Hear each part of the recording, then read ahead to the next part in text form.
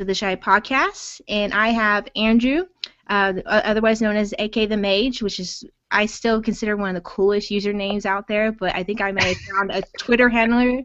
I can't think of it off the top of my head that was just as sweet. It was like, I wish I was that creative. With the Litecoin Association, he has some news and update about Litecoin, about what he's been doing, and we're just going to chit-chat about the cryptocurrency space and what's going on. So I'm going to send it off to you, Andrew. What's been going on with you lately? Oh, just so much. There's a lot of stuff we've been doing behind the scenes with the Litecoin Association. For those who are involved with Litecoin, they know that we've been going through, we actually shut down membership months ago. We've been going through this reincorporation process where we had to rewrite the bylaws, and we were moving our 501c nonprofit organization incorporation from Florida into Texas, and we're just doing a whole bunch of other things right now. So we're actually on the last stretch.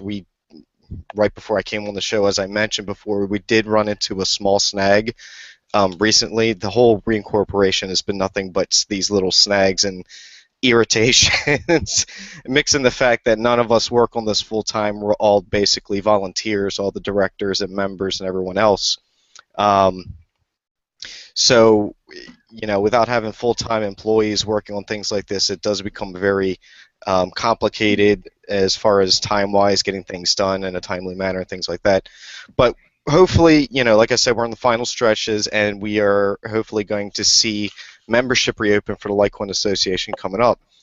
In terms of what we've been actually doing while we had membership shut down, recently, the Litecoin Association development team, which was announced a few months back, who's supposed to be helping us with our mission statement, basically like educating the public, helping protect Litecoin infrastructure, resources, things like that, like the forum. So I've been working with the dev team, a couple members there recently, and we're actually producing a series of educational videos for people who want to know what's a private key, what's a public key, how do I back up my wallet, the .dat file, things like that. That new people, would really get this, get these videos, and they would find very interesting and very helpful at the same time. I have to say, because there are a few scattered videos throughout YouTube and stuff like that, there's not a really a go-to place. And I know everyone is all about decentralization. You can go anywhere and there's no authority, but it's nice to be able to go to a place like a library or a source of information and start from somewhere. And there doesn't seem to be a place. I mean, any type of website that comes out comes with controversy. I mean, there's a whole issue with the Bitcoin.com going on right now. BTC.com, that thing just blew up today about that, and I don't even want to get into that because it has to do with the whole Josh Grazer thing. I'm just waiting for that guy to get arrested, and I've just been thinking about it for a while, looking at that, and it just infuriates me, frustrates me, and at the same time, it's one dude is not doing all this. There must be it's like a criminal enterprise that's going on here. It's it's unbelievable. Yes. The amount of just how far that his whole organization has stretched into the crypto community. It's just, yeah, I agree with you. It's infuriating. It is infuriating. It's everywhere. It's like Hydra. It just pops up. If you cut off the head, two more will grow back. Basically, is what is happening. Is two more will grow back. I'm waiting for someone to just whisper it in my ear somehow. I love Agents of S.H.I.E.L.D., by the way. Yes, I love that show, too. It just ended. And I know.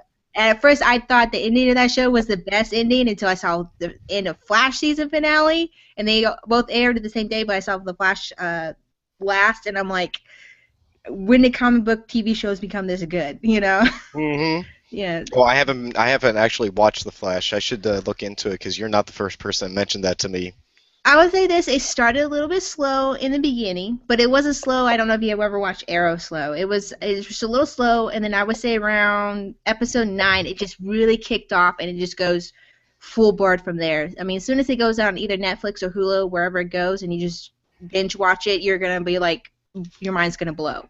Mm-hmm. and you're gonna be not as frustrated as everybody else was, like waiting week after week after week for the next episode. I mean, be excited is a great show, but like you want to know what's going on.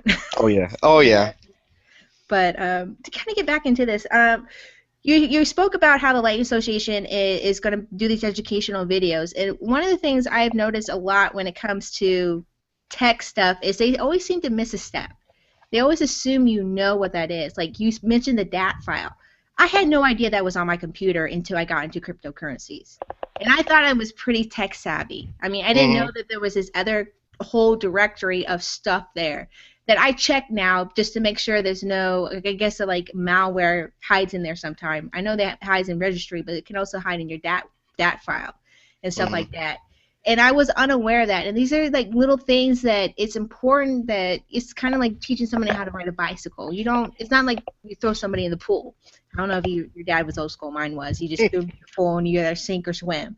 Yeah. You had to kind of go over what a pedal was, what the spokes were, how to handle it. You had like a little training wheels. I mean, you went through these steps and then you gradually got better until you were able to, whichever parent you had behind you let go and you were able to either went for a while or you fell like down on the ground straight away and didn't want to Sure. ride your bike.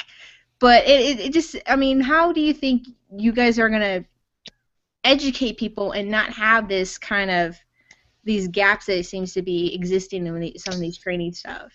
So I understand completely what you're saying, and this was actually something that I had a discussion with some of the other guys I've been working with, Mm-hmm. where we're making these educational videos. One thing that I've seen time and time again in cryptocurrencies and Litecoin talk, Bitcoin talk, over Reddit, the different subreddits, is that everybody's really tech focused. So if you're new, and I'll use grandma example. I've always used this in the past. How are you going to explain this, grandma? So we're really trying to focus on the end user and using the same terminology but twisting it in a way where it's very broken down in plain English instead of being so tech heavy. And I think that's a lot of what's the word? It's just intimidating. It's intimidating for common non-technical people to get into cryptocurrencies with all of this information out there. And without someone trying to break it down for them is just increasingly difficult. Or they have to sit there and do massive amounts of research, which I've done, in the past. I still do it today, and I'm sure that you've done when you first got into cryptos as well. Yes, I have, and at the same time, it's also you have to think of the sense that with technology, it's all like one, two, three. Everything is just you don't know that you're like when you type in a web address or do a search that the actual web address isn't really a number behind there. That's what you're searching for, and that Hmm. name that's on top of it is something that makes it easier or user friendly. People just want to be able to do things. They want to A and B it. They want to be able to hit the little Mario question mark, get their little mushroom and grow bigger. Absolutely. They're not looking to do a raid like WoW and have to know all these command controls or play Mortal Kombat and know all these like you have to do all these little maneuvers. They just want Hmm. to be able to do it. And some web wallets are like that where you're able to do it. Some websites are like that where you're able to do it, and then there are others that you have to do all these different steps. Like Yep. one of There's a learning curve. a huge learning curve. And one of the things I know it's important to have a passphrase, but I wish that was gone. Honestly, I have so many passphrases I have scattered all over the place for different things, and it's kind of frustrating. And Yeah. I don't know what the solution is to that because I understand why there's a passphrase, why it's that way, that long phrase for protecting your information. But there has to be a simpler way. There has to be like a one, two, three touch buttons concept where that information is done automatically. I can always, store it through my browser, but I kind of don't want to do that for some things because if I get hacked, then that all that information is taken pretty much. Yeah. But at the same time, I don't want to be scrambling around figuring out, okay, which passphrase is this, and not have access to the information. Like I had to redo I have one name, which is I talked about this on my show, but for those who are just tuning in, one name is a an identity service that is built off the blockchain, and it Mhm. uses Namecoin, and you pretty much have either create your own identity in the sense of a username or use your real identity, and it's a profile that's connected to your Twitter handle, GitHub, a Bitcoin address, and I think there's one other identifier thing. I can't remember off the top of my head, but there's a passphrase involved. And there is also, they sent you a private key type of thing. And if you don't save any of that information, whether you're on the computer or on a piece of paper, you can't access it again. You're done. And that can be very frustrating, especially if you've built something for a while and you have money attached to it and you can't access it. Absolutely. Absolutely. I agree with you, but I don't know what I don't know what the answer is, because it's everything nowadays needs passphrases and passwords because we have so many bad actors out there. I mean, if everybody in the world was trustworthy, then we wouldn't have a need for passwords. But we've got hackers and Mm-hmm. thieves and all kinds of different people out there. So I'm kind of speechless because I really don't know what to say. Well, I don't know what the solution is either, but also at the same time, I don't know if the reason why security is so flawed is because of the whole NSA stuff and wanting to have everything with a backdoor, and so stuff is deliberately built in with these holes. And if you had a system that was by design didn't have these holes in it, that people wouldn't be able to exploit. And at the same time, everyone's human and humans do create errors. So I don't know, like, really what the solution is, or if there's other things that are factoring in that we're just not really taking account for when it comes to security. I really don't know. As you were talking, I was just kind of mulling over some things in my head, and I'm wondering if there's a way to build like a device where it can read your fingerprint ID and then create a passphrase out of that and attach that to your wallet. Something interestingly creative where you don't have to remember it. It's already part of your biometrics. So, maybe one of these days someone will listen to this podcast and they'll think of the idea and start a company off of it. That would be brilliant. That would be great. Maybe there's something out there that's already being done and it just hasn't been published, and that would be nice. But I'm just thinking of, my mother. Like, I'm sure if she's on the internet, she does Amazon, she does some things, but she's not going to remember a passphrase. She loses things all the time. I'm always like her backup brain, as she calls me. And so I'm thinking, if we were going to expand in the world and we were going to expand and reach that mass level, it doesn't seem we're reaching that nexus like it was with the internet. Because if you think about it, Bitcoin came out really in 2010. And if you consider like 91, 92 is when really everyday people were really getting on the internet. And by 95, there was a kind of a mass level where there was enough people on there that so many people were aware of it, even if they weren't on it themselves, but they wanted to be on it. When it started launching, when it really started taking off, when AOL was mailing those coasters out to everyone in the whole United States. Yes. And you used to collect them. You used to play games with them as kids. Yeah. See which one, because they had different designs and everyone had fun with it and stuff like that. But you were correct. When AOL started sending those discs in the mail, which is very smart, which is another thing about cryptocurrencies that I don't see often, is people doing that kind of knock on the door salesman approach, where you have to actually go to the people and say, hey, I'm blah, blah, blah from blah, blah, blah, and I have this concept. I see kind of like faucets. I mean, faucets kind of play that role. Yeah, faucets do play that role, but if you're going to merchants or you're going to customers, you have to go to the customers. So you're going to have to go like into like marketplaces and do those fair booth things. I see a few wallets have done that. They've gone to the colleges and stuff like that. But you're just going to have to be everywhere. You're going to have to be like the vacuum guys, and knocking on people's doors and just hitting the streets. And I think the company that's first successful in doing that and hitting those streets and talking to people directly, in not only just within the States but in a global fashion, is going to be the one that people are going to go to. They're going to be the default. This kind of brings up some interesting thoughts that I've been having recently, specifically with altcoins and how I'm starting to develop more of a mindset where I believe altcoins are not just there to enhance the Bitcoin experience and adoption, they're almost required for Bitcoin adoption. And I know there's going to be a lot of people out there that do not agree with me, but let's take, for example, let's go back to you mentioning merchants and going out there and setting up booths and saying, well, not even that, I'm sorry, the door-to-door thing, and basically a groundroots effort to get adoption. What's the main driving factor today for cryptocurrencies? I'd say like 90 to 95% of it is going to be economic based. People are looking for that investment. They want to get into it because they think it's cool. At the same point in time, they can make money off of it. No one's going to willfully get into it if they're going to want to, if they're going to lose money on it, right? Yeah. So, with Bitcoin, you can kind of do that now, and I'm not going to explain my thoughts fully on here because I'm actually thinking of writing something on this, Mm-hmm. um, another paper on that. So um, basically, what I'm getting at is altcoins. They play this, and a lot of people don't like these pump and dumps, and a lot of people don't like the fact that there's so many altcoins out there. But without having this variety, I believe that there's not going to be such a focus on user-based adoption because it's going to be more difficult for regular people to get into cryptocurrencies.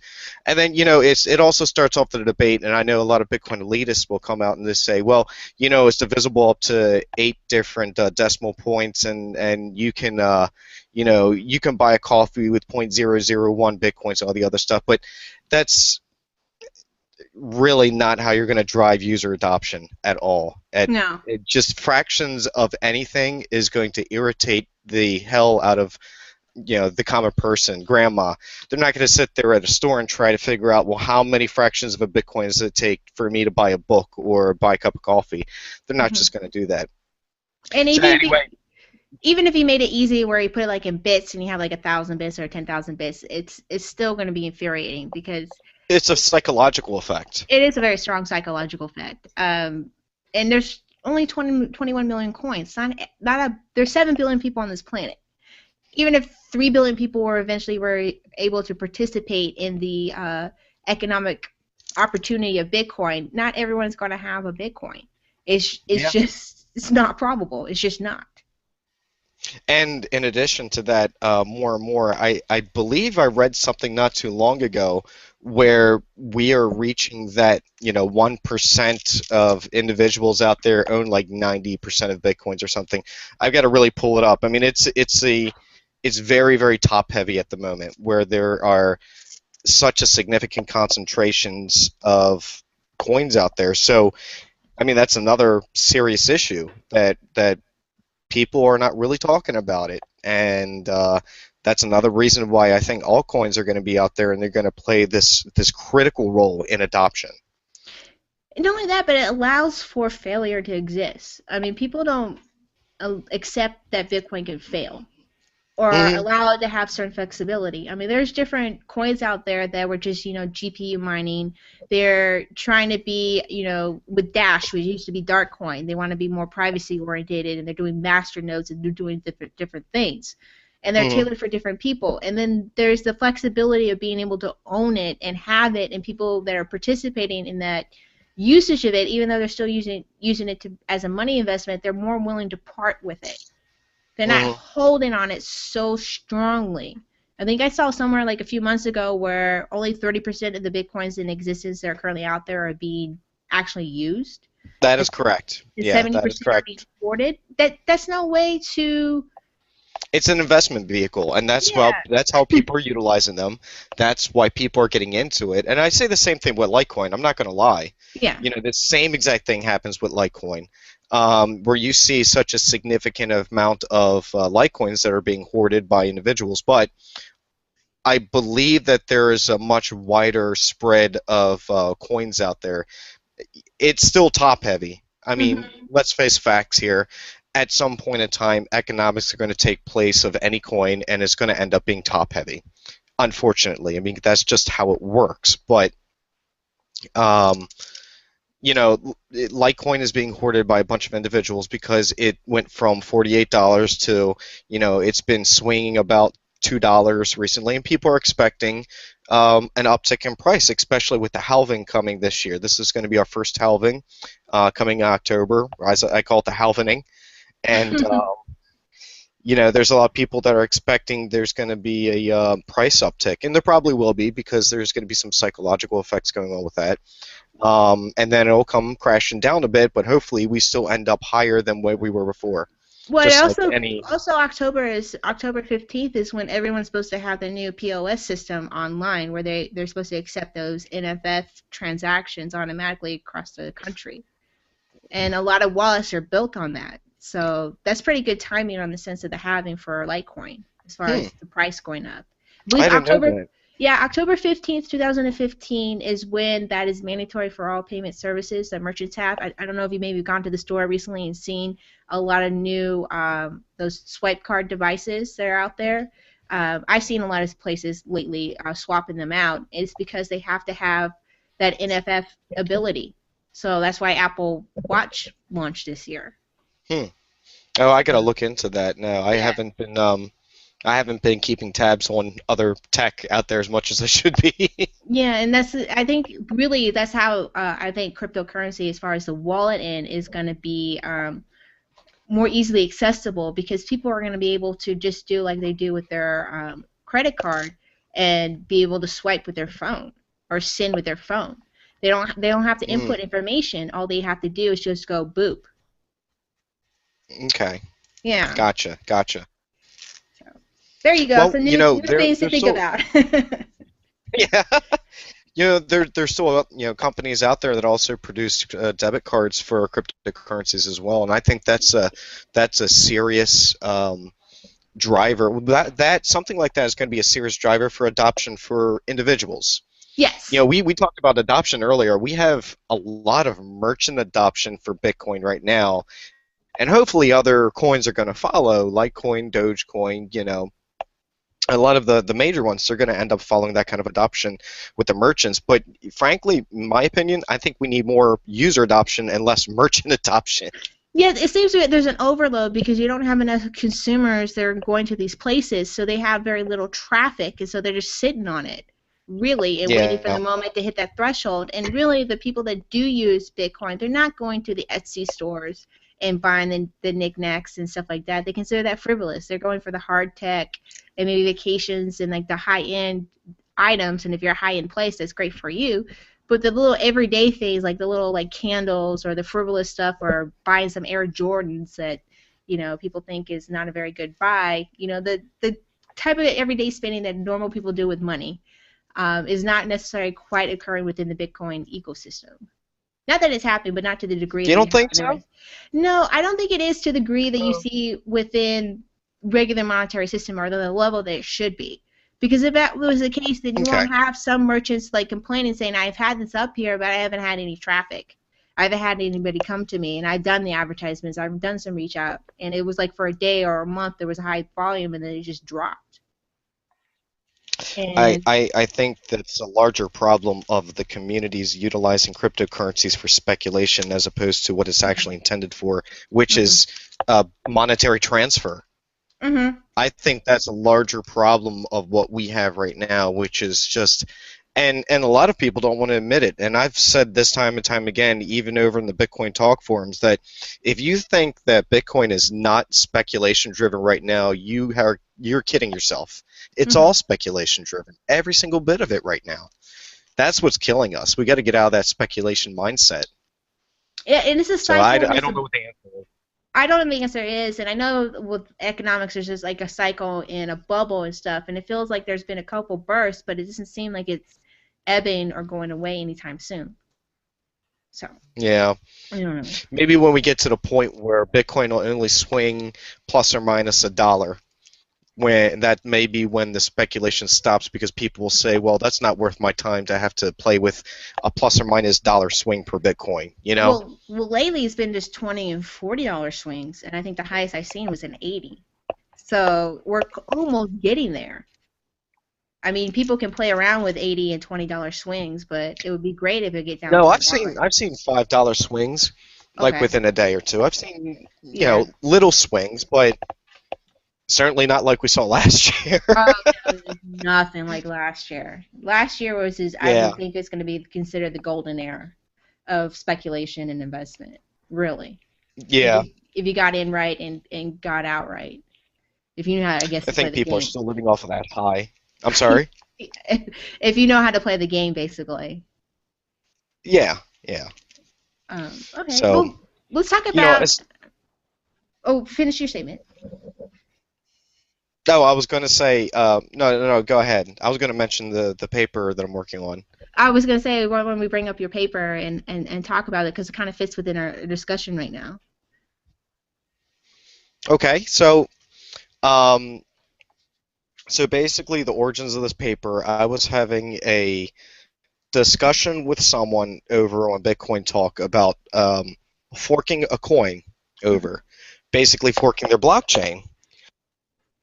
And the reason for forking the blockchain is because there's a bad actor in their community, and it's not really, he's doing much more harm than good. And I'm not going to mention who this is or what the coin is, but I'm sure people can probably put two and two together.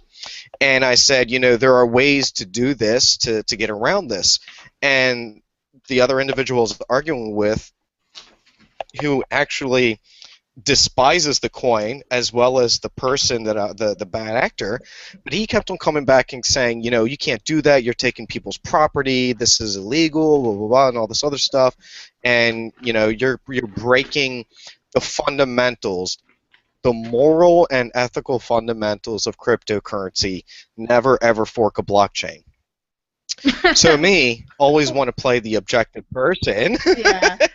and wanting to be a pain in the ass at the same time, I came out with a laundry list of things, and he just continued the banter, and at that point he was just trolling, and I said, you know what, I don't deal with trolls. If you want to have a serious discussion, that's fine, but I'm not dealing with trolls, and I said, I'm done here. Then I had multiple other people that jumped in the thread and said, please don't stop discussing this. This is really important, really interesting. One guy went as far as to copy every single one of our quotes, which filled, like a couple, um, um, I don't know how to describe it, a large amount of post material, and he reposted it in a new thread to talk about it. And I said, you know what, this is interesting, and I think this is very important, and there's a lot of white papers, a lot of technical white papers out there, because, we're a very tech-heavy industry. Well, we don't have that many academic papers out there. We have people with blogs and we have people with opinions, but we don't have people out there that are looking at things objectively and trying to produce academic material that could be utilized and referenced in situations where, like my discussion that I just had. So I decided to write a paper, and the title, and this is pending, is an objective look into the impacts of forking blockchains due to bad actors. Originally, I was going to have not just forking the blockchain, but also adding blacklist addresses, because the two kind of play together, where if you have a bad actor and you just don't want to deal with a bad actor, let's say, for example, someone that hacked an exchange and they stole a large amount of coins, you want to blacklist their address so no one else can use those coins, or remove that address from the blockchain, which requires everyone else on the chain to hard fork. But I realized at that point that it was way too much material for me to research in a timely manner in my time, because this is my free time, So basically, I just went down the path of forking the blockchain due to bad actors, and I have several examples in the paper. I reference Vercoin, I reference NXT, because they both have experienced in the past hacks where they were forced with the decision to either fork or not to fork, in order to basically save their livelihood. Vercoin went ahead and they forked. They did a hard fork because 30% of their coins were stolen. So they were faced with Vercoin is a POS coin, Yeah. proof of stake coin. And in a proof of stake coin, they're susceptible to 51% of tax if someone owns a large quantity of coins. So because they had 30% of all of their coins in existence stolen, there's more of that chance to have something like that happen. So they decided within a day or two, I think, to fork the coin. And this wasn't even their fault. I mean, this was actually the fault of MintPal at the time. They were, and I don't want to say fault, but, they were susceptible to a hack and someone stole a bunch of coins. So they were faced with a very hard decision. Do we break this moral compass of cryptocurrencies, or do we go ahead and fork for our livelihood? No, They ultimately went ahead and forked. Sorry. I have a question, and you can finish there. But my question is Sure. when you're doing this paper, are you also not doing like bad code? Because that's what happened with Bitcoin early on. There was a flaw in the code. Someone had discovered it, it exposed it, and then the community had to do that really early hard fork. No, the paper doesn't address that. It addresses specifically forking due to bad actors. Okay. So these are hacks, Okay. or as I mentioned before, I'll say it now anyway because this kind of needs to in this context. Um, Paycoin and Mhm. their creator, how to get him out of the game in order to get the coin to survive. Although I do not reference Paycoin in the paper itself. I mentioned Vercoin, NXT. There was something called Coin, and then the number two, Coin two. They were actually I had no idea they were actually susceptible to a 51% attack. They actually had a 51% attack on their coin, and as far as I know, that's the only documented time a POS coin has ever been 51% attacked. But it's beyond the theory. I had to research that to ensure that it was just more than theory, and it actually is more than just theory.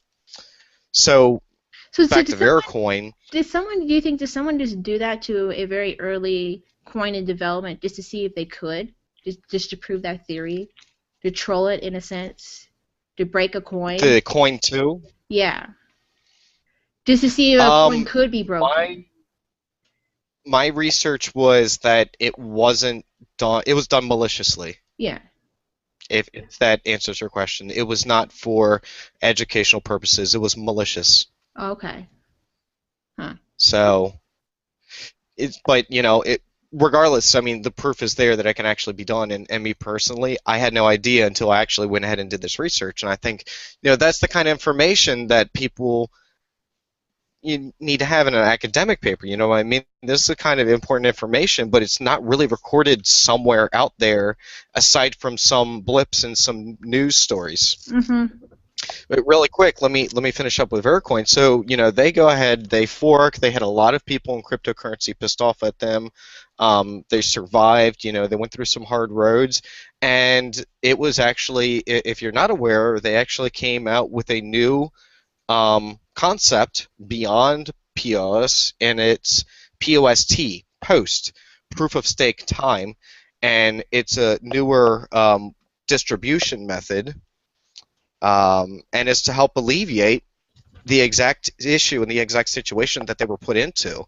So it's supposed to be a one step above a proof of stake system where even if a large amount of coins were held within one centralized location, they're they're not as susceptible to a 51% attack. So here we have a situation where there's a community who was affected by something. They had lessons learned. Not only that, they were proactive and they did something about it. To me, that is fantastic. Yeah, they may have broken the moral compass and the ethics and everything else that people cry and complain about.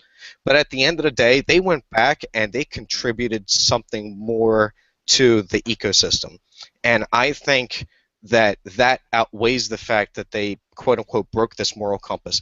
And I've got other hypothetical situations in the paper as well that's really going to make people think about how um, it's not the end of the world if they do have to fork to bad actors.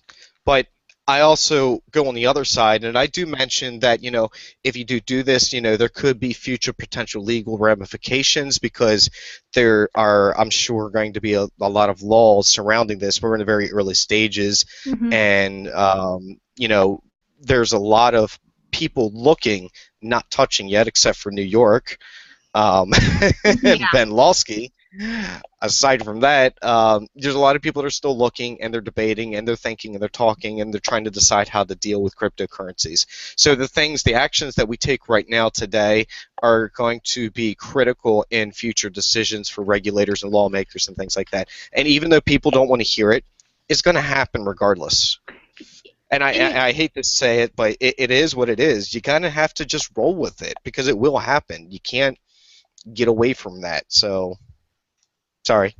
It is going to happen. It's just a matter of time, and either we can try to shape it into our best interests, just pretty much like everyone else does, or we're going to have to find a way to deal with it, whether it's taxes or getting licenses or what the particular regulation is. Hmm. Um, And even dealing on a global level, when you interact, like say, with Canada or China or England, and dealing with those, each different state, it's difficult. This is just the way nature is. Really, when it comes to government, they like to regulate anything and everything they can, and then tax it. Hmm. So. Yeah, absolutely. Speaking about Ben Lawsky, did you hear that he's stepping down? Yes, and I'm sure my understanding, he's going into the financial system. I mean, he was their boy. That's what he did, his job. He created a type of way to kind of do a stopgap measure for these banking institutions so that they could either develop their own type of blockchain or Bitcoin technology, or at least try to corral us in some fashion so we're not so much of a threat right away to them. That's how I You see it. know, I'm just I a cynic when it comes to government. I don't know. I don't know what to make of him right now Uh-huh. because when I heard that he was stepping down, I read a couple different articles and I actually found out information about him that I didn't know. Surprisingly, he's got more respect for me because he actually went out and he prosecuted people in the financial industry for financial fraud, which, with all the banking crap that we've had over the last couple of years Mhm. and the recession that we've had, and literally nobody has ever been like prosecuted at these big corporations. There's one guy who's looks like he's trying to, so he Yes. does get a little bit more respect for me. The downside is, I also heard rumors that he might become like a advisor. He's opening up his own law firm, and I think, and he's also going to be advising, and I think he might even start advising on like the legal implications of cryptocurrencies.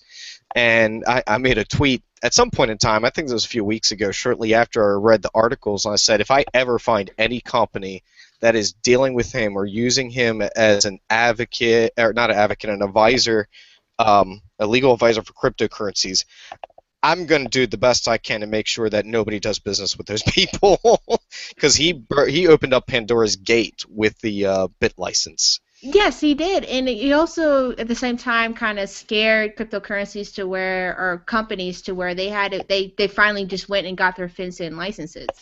And then some of them started lying about that they had their FinCEN licenses across the states, but people started doing it. And Mhm.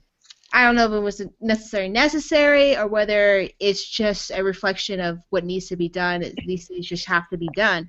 But I think what it is that people they're gonna have to accept this, and I know it's very hard because, I'm a very, I have libertarian leanings and stuff like that. I'm not for complete regulation of everything and anything, but I do understand it's necessary for some things.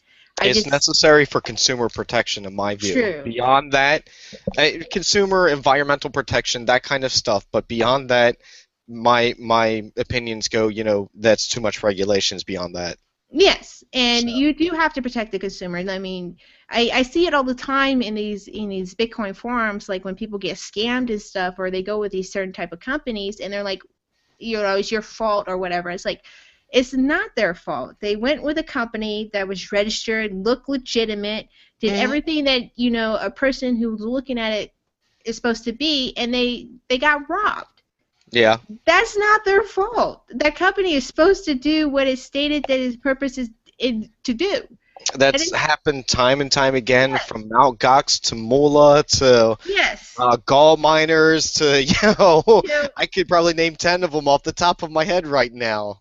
it's like if you were So to go to a restaurant and you were to eat some food and you got poisoned, and someone's saying it's your fault that you got poisoned. It's like, no. I went to a place, they're supposed to cook their food properly. I am not supposed to die from eating a hamburger. It's unless you order it rare, because there are a lot of yes. places Yeah, I have a they brother have that that warning on rare. yeah, I have a brother that loves rare steak, and they give him the warning every time. He's like, "No, I want it rare, just a little sear. That's it." It is ugh, it's so Oh, I'm disgusting. sorry, but I love rare steak. I mean, I Oh, actually like eating it raw in the middle. oh no. I like to know I'm my animal. sorry. I like to know my animal is dead. I don't want to see no blood juices, nothing. I like it well done. I know that's sacrilege for steak eaters, but I like it well done. I'm sorry. I like that thing cooked.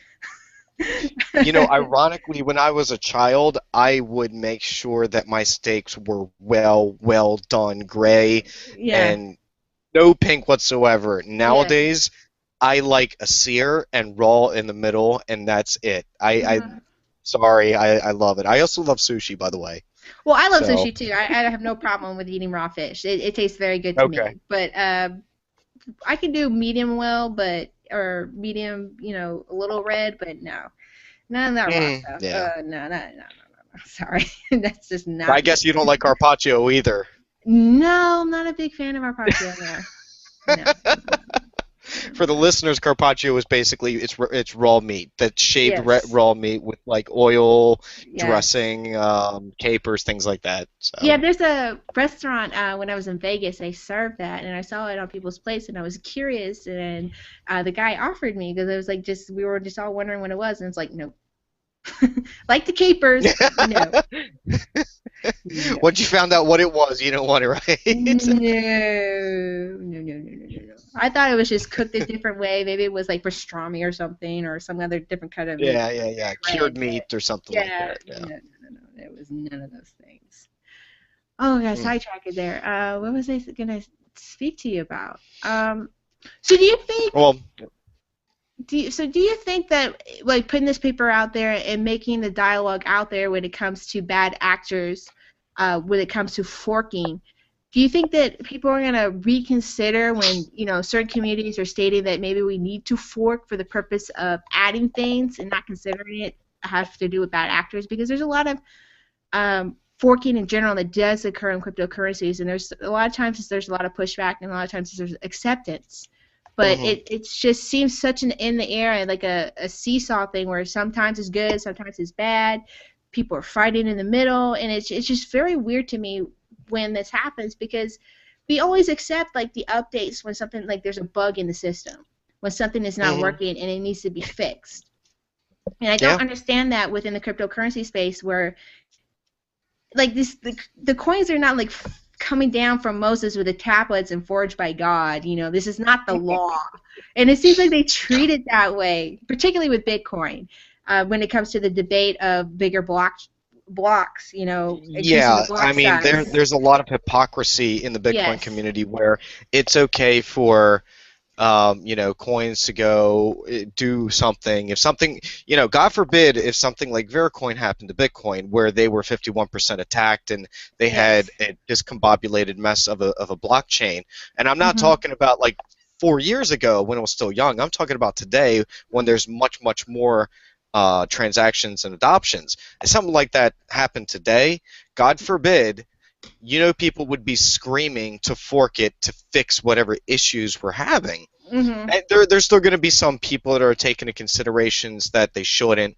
And, I know Charlie Lee, as a matter of fact, he has mentioned before that developers should not be playing monetary policy. And I don't necessarily disagree with him, but at the other side of the coin, pun intended here, is that it's not just monetary policy, it's a technology. It's more than just money, it's also the payment method system. And if you mess up that payment method system bad enough, then it's not you can't utilize it as well as it should have been. So there's a lot of things that need to be taken in consideration. The paper itself, I'm trying to write it, like I said in the title, as objective as possible because I don't want people to read it and say, okay, this is what we're going to do from now on. I Mhm. want people to read it and say, we should consider these things.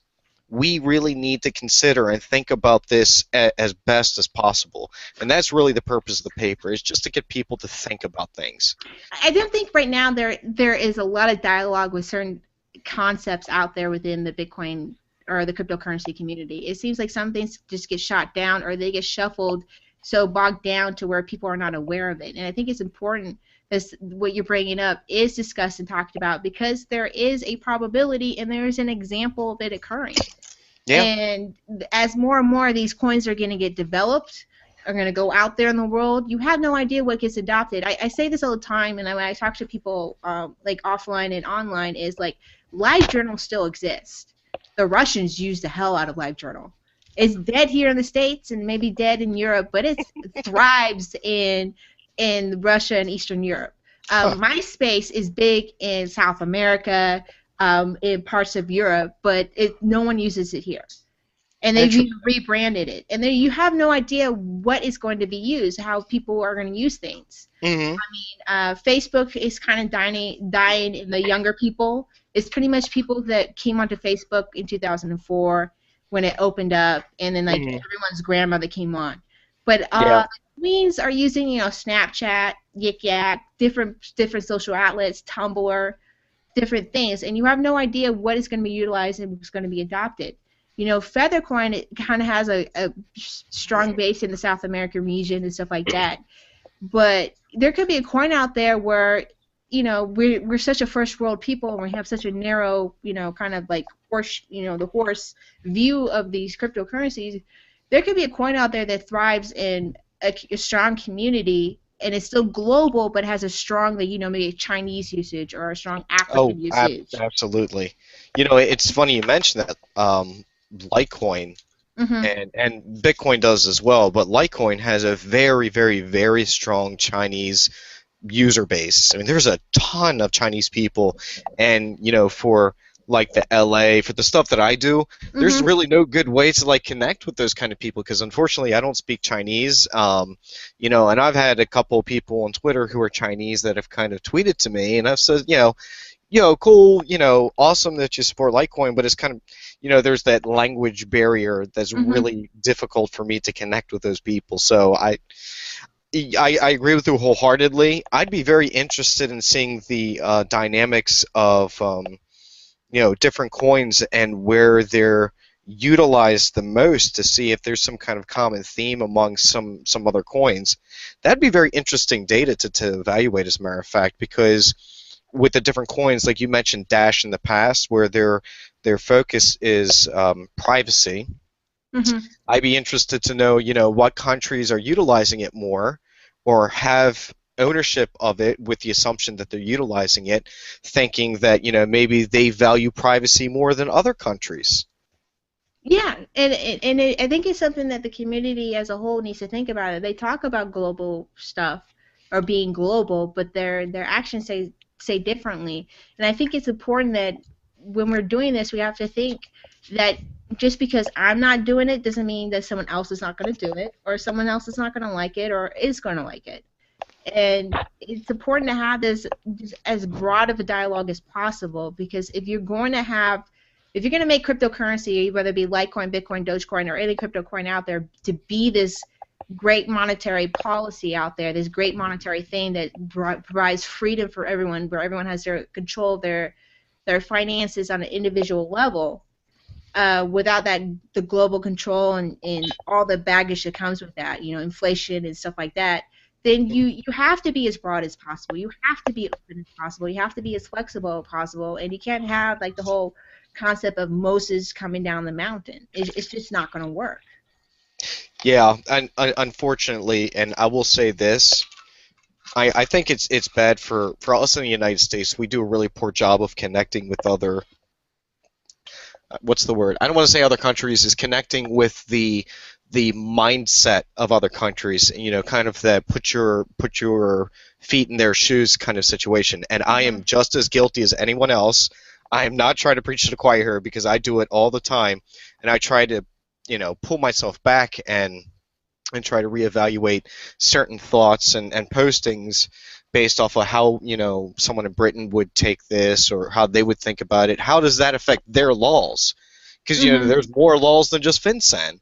I Yes. mean, there's more regulatory agencies than just FinCEN or the SEC. I mean, the UK has their own financial police, and South America does. I'm sure everybody else does, and it's difficult to get out of that mindset because this is all I know. I don't speak any other languages, so luckily for us, we actually have a director on the board for the Litecoin Association who lives in Poland, and he does speak English well enough to we can obviously communicate with him, and really great guy, and he does inject once in a while his thoughts about, hey, you know this isn't exactly how Polish people think or how they would operate. You know, maybe you would need to readdress this for a more global, you know, mindset type of thing.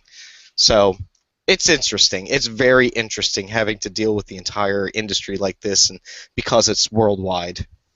Yes, and it also is great too because if you are like you said you have a director that is Polish, and so they you have a different kind of cultural the cultural biases that everyone has, the cultural thinking that everyone else has, and have that different perspective out there. You're gonna think in a different manner. They're gonna state to you, this doesn't work for whatever reason and explain why, and you're gonna reevaluate and go, okay, I can understand that, or I don't understand it. Explain it to me more, so that way, when you're trying to do this global outreach, you're actually reaching people on Hmm. a very basic human level, and that is really, I think, is the key to the global acceptance of cryptocurrency. It's nice to have control of your money, but most people think they have control of their money because they have their money in their wallet. So Yeah, well, that's not always the case. true, but some people think of that, my money is in my wallet or my money is right here. How are you better than what I am doing? Yeah. And and it's important to just not just emphasize the technical aspects of just saving money or anything like that. You have to say, well, you as a person are the sole owner of this. And you can do with it whatever you want. You don't have to be so concerned about all these different things. How you can send it, like particularly with the remittance stuff, like you can send it across the world, and your family's going to receive it, Oh and yeah. you're not going to pay this exorbitant amount of money to do that. I You know, mean, I may have mentioned this in the last podcast I did with you, but I remember reading an article where I think it was the Water Foundation. It was an organization, nonprofit organization that's out there to provide clean water to um, areas that don't have filtration systems and the things that they actually need for survival. hmm And they said that, I think Bitcoin is great. I think cryptos are great because we can go and send and receive these things and then, utilizing an exchange, transfer it into money to pay for things that we need. Whereas if we get donations in US dollars, it changes literally five hands, and we don't know what percentage of each one of those hands takes before it reaches us. hmm That's really sad. That is really sad. it's extremely sad, and it's very disheartening because, especially considering how technology is utilized and how things are becoming more and more transparent. I mean, people have been saying this for a very long time, but when you actually see the numbers for yourself, you're like, this is wrong. There's no reason for this. Hmm. There's no cost for Western Union really to honestly justify having a 30% charge Well, on it's somebody's funny you money. mentioned them because Yeah. I think that they're trying to adopt the blockchain technology. I read something recently, it may hmm even been associated with Ripple, where they're trying to Uh, adopt the. Yeah, don't get me started with them. That's another company that I do not hold in high regards right at the moment. But um, yeah, they're working on blockchain technology, possibly incorporated in for their own use, and that'll save them a lot of money. But I don't know if they're going to pass that along to the consumers or not, because they are a worldwide company that they have to make money. they do have to make money, but the thing I have been kind of struggling, and I don't know how to articulate is not everyone has to be a billionaire. Like it seems now, like especially with the tech industry, everyone thinks they're going to be a billionaire. They're going to basically have the one idea that's going to make them the billions, and that's it. It's not like what it used to be, like with the robber barons that everyone harps on, that had like 6 or 7 or 100 different concepts generating their billions. Hmm. It's not like, like as much as the greatness that Bill Gates is doing with his foundation and everything is pretty much he had Windows, he updated it Yeah, constantly. That's what he did. Steve yeah, Jobs made his money from Apple computers, and then he came with the iPhone. He had different stuff that he did to generate his billions. Granted, and you know but what? yeah.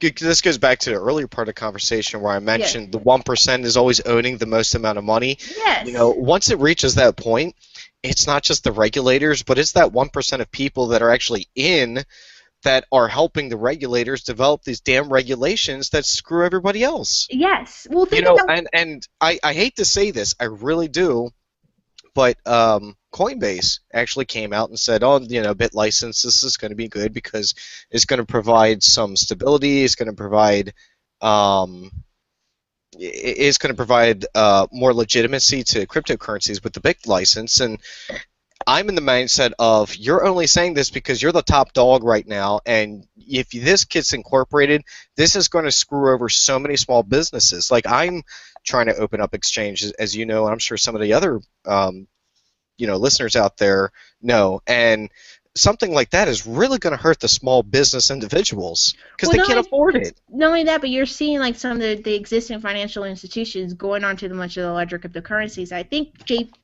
there's someone who used to be part of J.P. Morgan that's part of Coinbase is on their board, and you're seeing some of these, the same bad actors that resulted in Satoshi Nakamoto creating Bitcoin into existence are now coming into the space, and they're coming onto these directories of these boards, or they're like secretaries of secretaries within the government and the financial institutions, and they're co-opting this, and they're making sure that the players that they want to exist. Yeah. And when it comes to like Ripple or whenever Gemini does open up, my personal concern is that when it comes to, because we know this is how the 1% works, they're going to say only this can exist. Everything else cannot exist. Like there's only really there's the New York Stock Exchange, there's that the exchange in America and the Pacific Exchange. There's like 3 exchanges in the United States. That's it. There's no reason for that to be, but because the power structure wants it that way, that's why it's like that. I mean, and that's how the 1% keeps the majority of their money, is because they're able to strangle the regulators and the lawmakers into creating these obscene draconian laws. Mm-hmm. The original Bitcoin license actually stated in there that an exchange or a business is only allowed to hold on to cryptocurrencies for X amount of days, and they have to be converted to cash. They weren't allowed to actually hold them, and then there was another portion there had something to do with, if you didn't convert it, then it becomes a property of the New York State or something like that. And I'm reading this, and I'm thinking, wow, how many people from J.P. Morgan Chase or, any of the other ones, Wells Fargo, had help making that before, Yeah, because where are you going to store your cash? I mean, that's the problem with the marijuana industry. They're having that issue with the banking system. They can't store their cash. Yeah. Someplace. Well, we can't right now. Banking for cryptocurrencies is still an issue. It is still an issue. And it's almost a catch-22 where there's a lot of banks that are stating we can't do anything, we don't want to do anything because it's risky, and we don't know what the laws are. We're waiting for the laws to be passed. At the same point in time that these laws are affecting businesses, it's just a mess right now. I haven't even given it too much thought because it gives me a headache if I just start thinking about it. Yes, and I don't understand really why there's not a strong earnest to do the closed loop ecosystem where everything is being paid with the coin itself, and you don't really have to transaction out. I mean, that is the only way that's going to keep these regulations to be so draconian.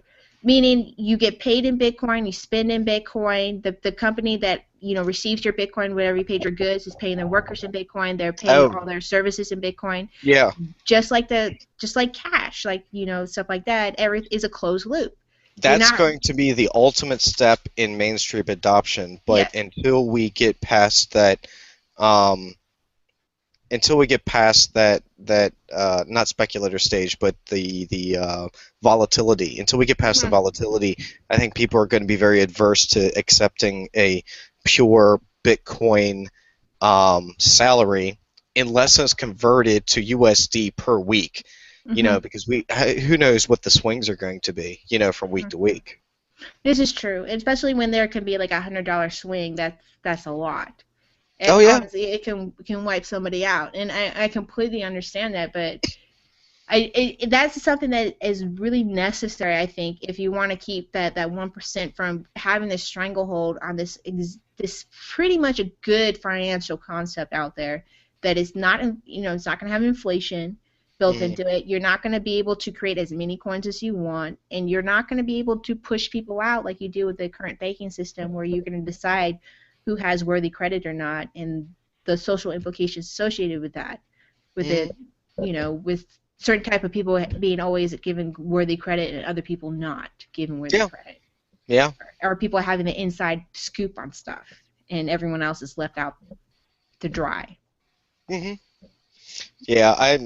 There's so much stuff that's associated with this, and there's just so many um, pain points to this. I studied systems engineering for a while in my master's degree in systems. I never did finish because I actually quit when I got into cryptocurrencies because I just saw the potential and it's what I wanted to do as a passion. But I've got enough classes there where I've got that mindset of a systems engineer. One of the things I would love to do, but it would take a year to do, is just model the entire cryptocurrency ecosystem because it's just so many things that are intertwined and everything plays off of everything else. And as we're discussing this, I mean, it's clear that simple things are not as simple as people think. Mm-hmm. So, um, just going back to, forking a blockchain, you fork a blockchain and a regulator rolls out and says, well, you can't do that anymore. It's going to be illegal to do that. If you do it, we're going to jail you. But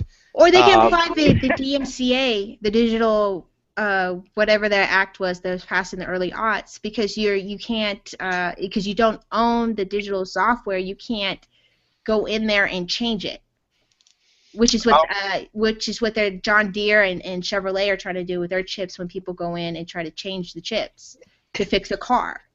They're saying, well, you don't own that software, you can't do that. You have to come to us. I mean, that's something they could easily apply to cryptocurrencies by saying you have to they establish could ownership. try, but I don't think with the current open source laws that Okay. they could achieve that. But you know, if a regulator to come out and say, well, you can't fork a blockchain, well, then what happens if something bad happens to Bitcoin, and then everyone ends up suffering, and maybe it's an opportunity for the 1% to get even more Bitcoins. I mean, who knows? I mean, and then it ends up with even more concentration of coins for the top holders. There's just so many dynamics out there that people just don't consider or think about, and back to our original point of the paper, all I want to do is get people to think. I just want to get them to think about really more than just this small one sentence post that people end up having every day, day in and day out. I want people to think about all the ramifications of everything out there, and I want them to really get an appreciation of really how deep all of the ecosystem truly is. It's So, it's very deep. It has so many layers and levels at it, and there's so many different dynamics that are attached to it, and it's expanding on a daily basis at certain different levels that if you're just looking at the surface, you're not seeing the full picture. It's kind of like the whole iceberg thing. And it's important that we have these conversations. It's important that we think about these things, because what happens when there was no fork because of bad actors, mhm, and a just mhm. and the coin collapses because of ethos and the whole Moses on the mountain thing. Then what? Yeah, And absolutely. I mean, And is then it? everybody else suffers. I mean, do you want to do that? Do you I have want no people? idea. I wouldn't want other people to suffer. Not only that, but what if a coin is so at such a high level that it affects the prices of other coins because people are not able to exchange or trade out because of speculation? It will bring down certain marketplaces, That's a because that's a great point. that That is a coin great point. no longer exists, or it's so damaged, its reputation is so damaged, it could depress prices for a while. And then you're gonna have Yeah. the people coming into the space or not because they had that really horrible experience. Yeah, and then they end up losing money because Hmm. again, it's a speculators, it's all speculation driven. Yeah, that's actually something I didn't consider, but it's an interesting thought. If Bitcoin collapses. And I know this because I've posted this before, but just not in the contents of my paper of bad actors. But if something were to happen to Bitcoin due to a bad actor, it's going to level the prices across the entire industry and across every single coin out there. There's not going to be one coin out there that's going to be not susceptible to that. Yeah, it could also kill the system for a while, and it will allow for even further bad actors to come in the space and do a cleanup and just take over everything.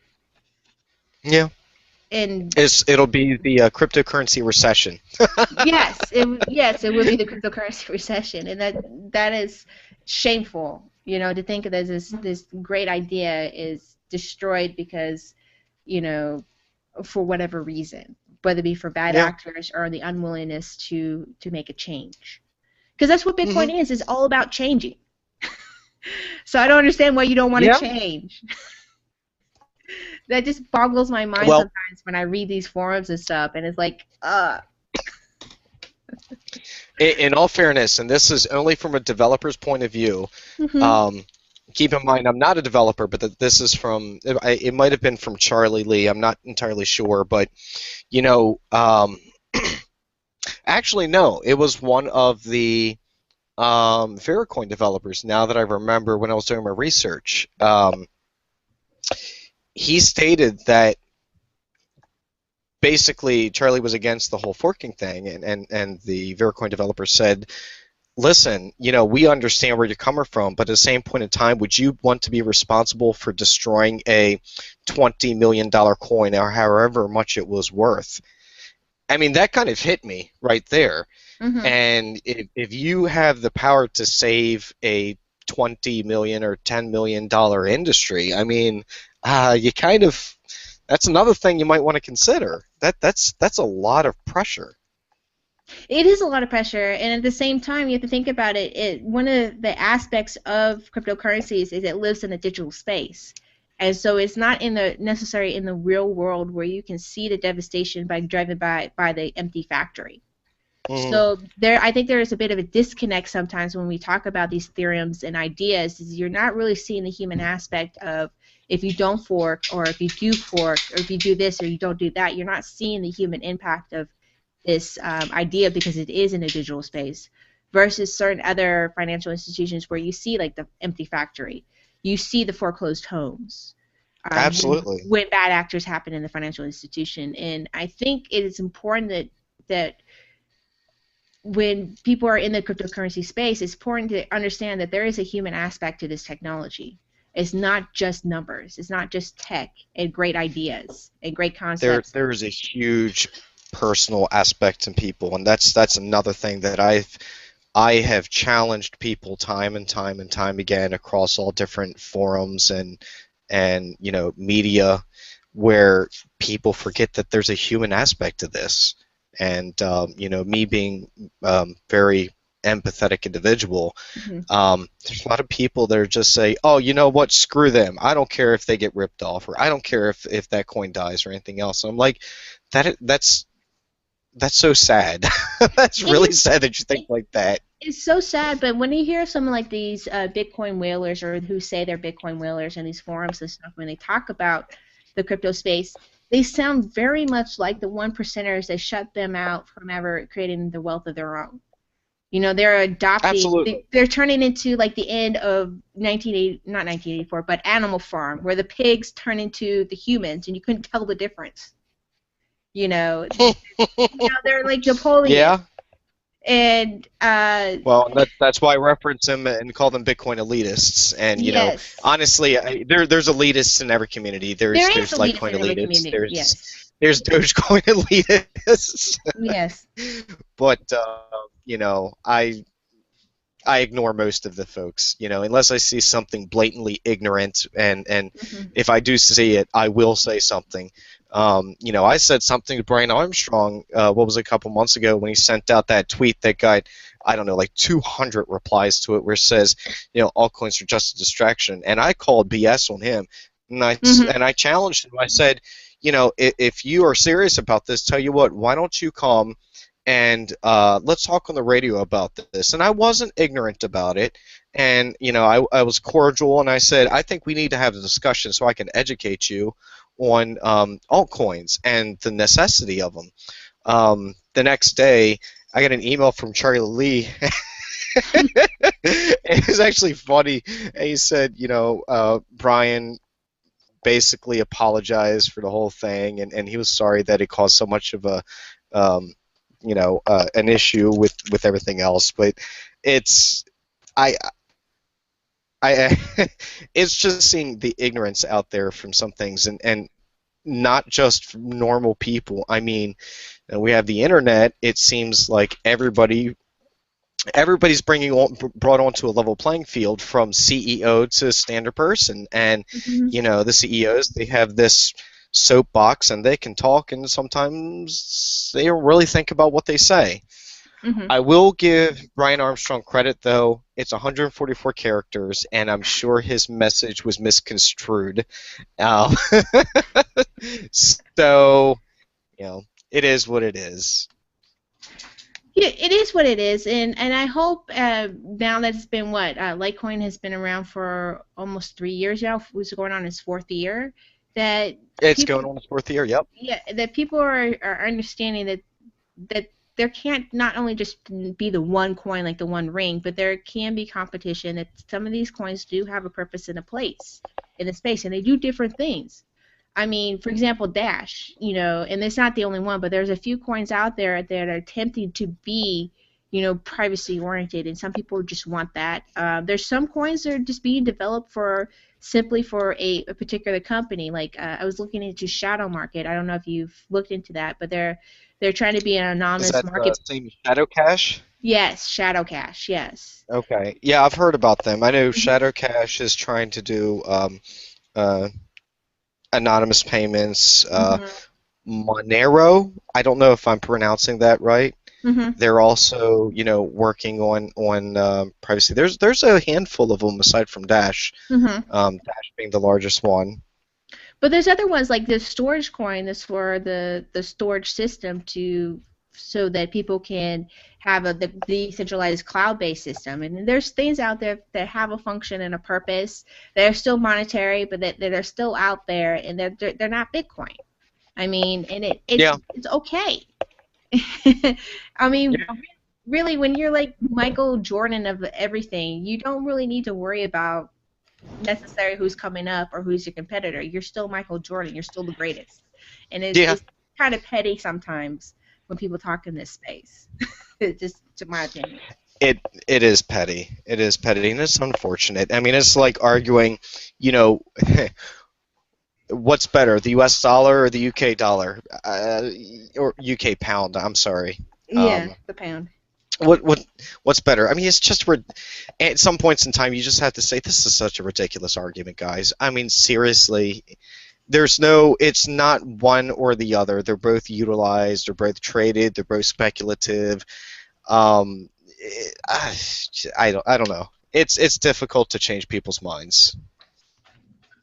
But it is you can change their impact, and I'm seeing that kind of gradually change within the Bitcoin sphere, where there's more acceptance of altcoins. It's not necessarily rah bad. It's Hmm. kind of changing. It's softening a little bit. It's important, especially if you want to have more adoption of people, that you have a safe space where you can have dialogues and different opinions, and it's not the Well, smash. I think Smoke the and mirrors. softening is I think the softening is happening because there's a lot more people out there that are just frankly involved with alts. Because when we had that Bitcoin rush up to $1,200, I mean, people tried to get into Bitcoins, and I've told you my personal story Mm-hmm. where I got into mining. I tried to mine Bitcoins. I figured out it wasn't working with my crappy little video card, and I saw Litecoin. I tried that. Basically, it's how I got involved with Litecoin, is because I couldn't mine with Bitcoin at that time, because at the time didn't understand ASICs were out there already, and I wasn't understanding of um, the network difficulty, what that meant, and everything else. But I think just more people, just because they can't or there's challenges getting involved with Bitcoin, they're actually getting more into altcoins. So it goes back again, way back in a conversation where I said I think that altcoins are playing a critical role in the adoption, and it's not just a oh that's nice kind of thing where other people may have. And frankly, let's be honest here. I've also said this before too. Anybody who's an altcoiner is a Bitcoiner by default. Yes. We I mean, really are. We're all Bitcoiners. yeah, I use Bitcoin with the Fold app. I don't know if you've seen it. You can buy a Starbucks coffee using the Starbucks gift card and Target cards and do purchases that way by purchasing that. And I find this so convenient when I want a frappuccino mocha. I Yeah. live in the desert, and it's necessary sometimes. you know. So, but yeah, and I have no problem using Bitcoin. I love Bitcoin, but I love actually using it. I don't see it like I have a little bit of it, and I keep a little bit of it, but I don't see it. For me, it's not an investment. To me, what intrigues me about this whole thing is the fact that it's something I've explained it to somebody on an easy way, like. Cryptocurrency is just like when you go to a foreign country and you travel and you exchange dollars for whatever the currency is for that country. That's what the internet is going to be. This is going to be the currency of the internet.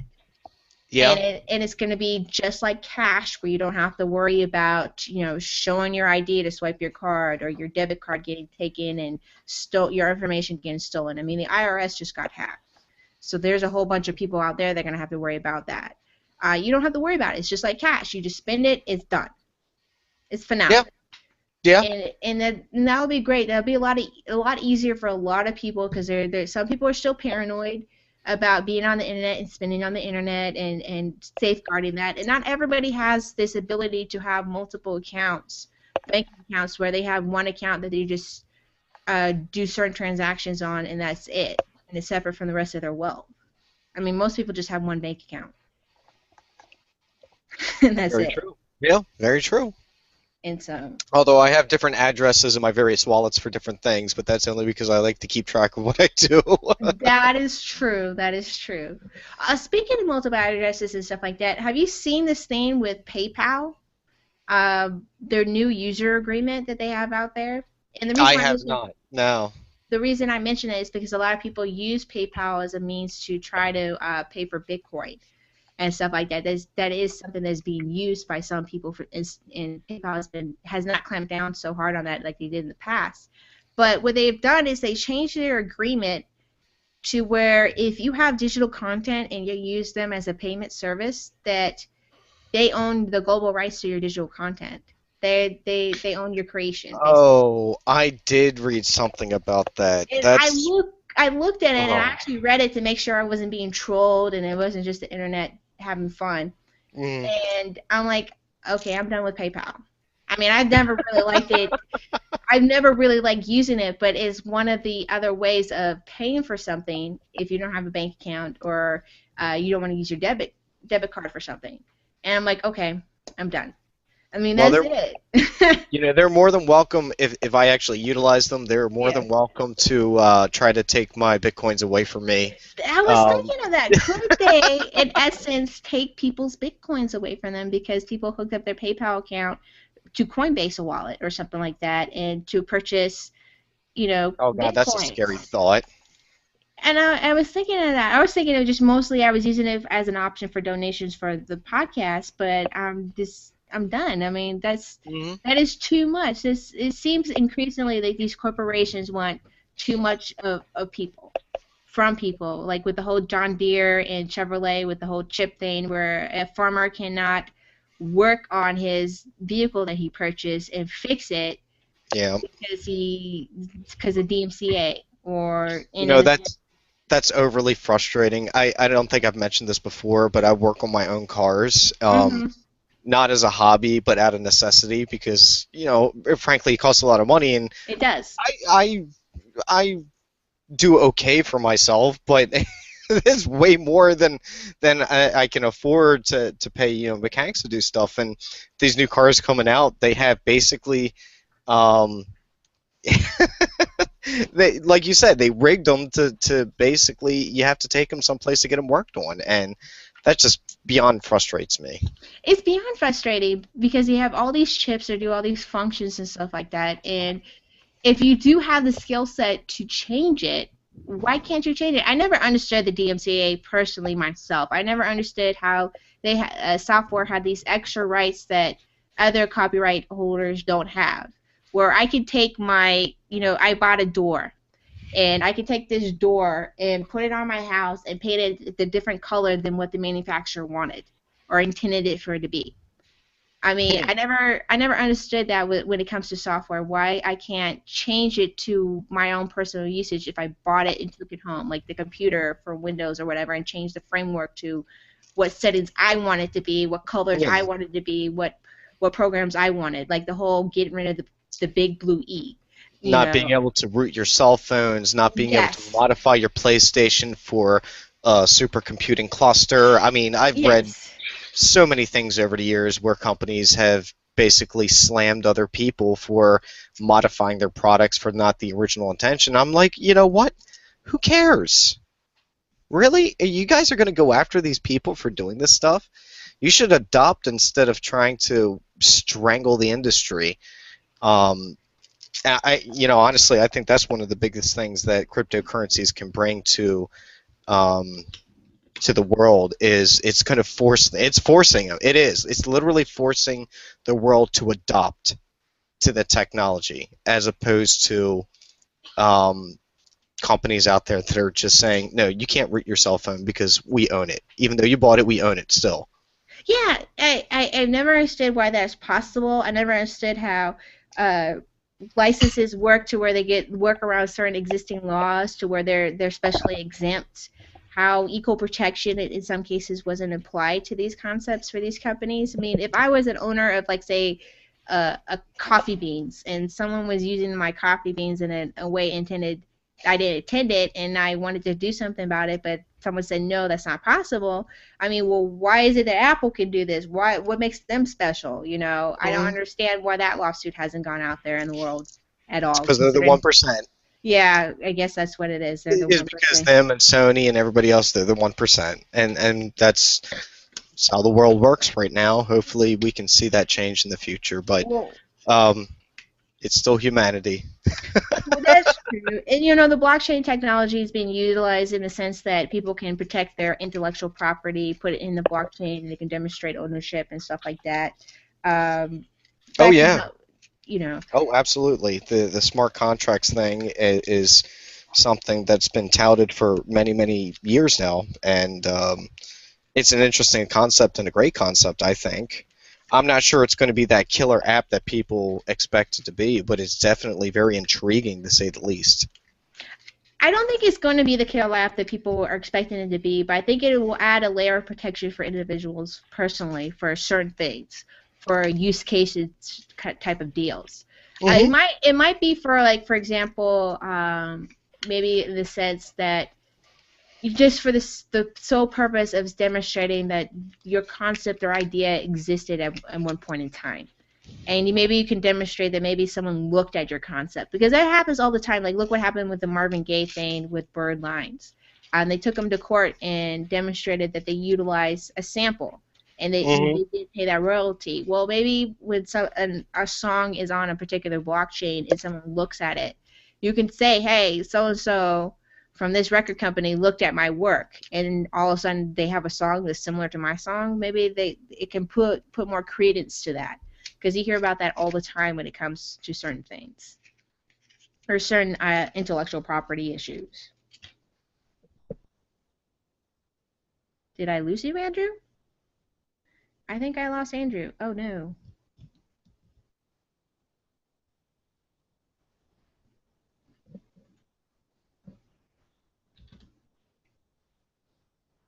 Is it me? What happened?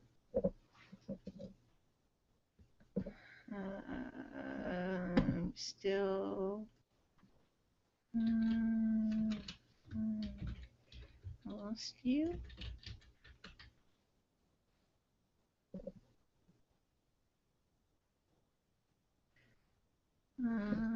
Is it me or him?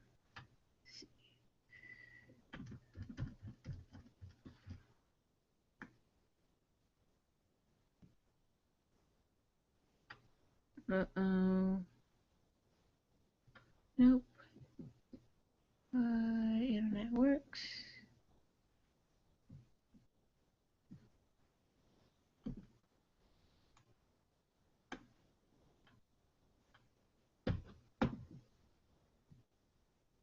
Okay.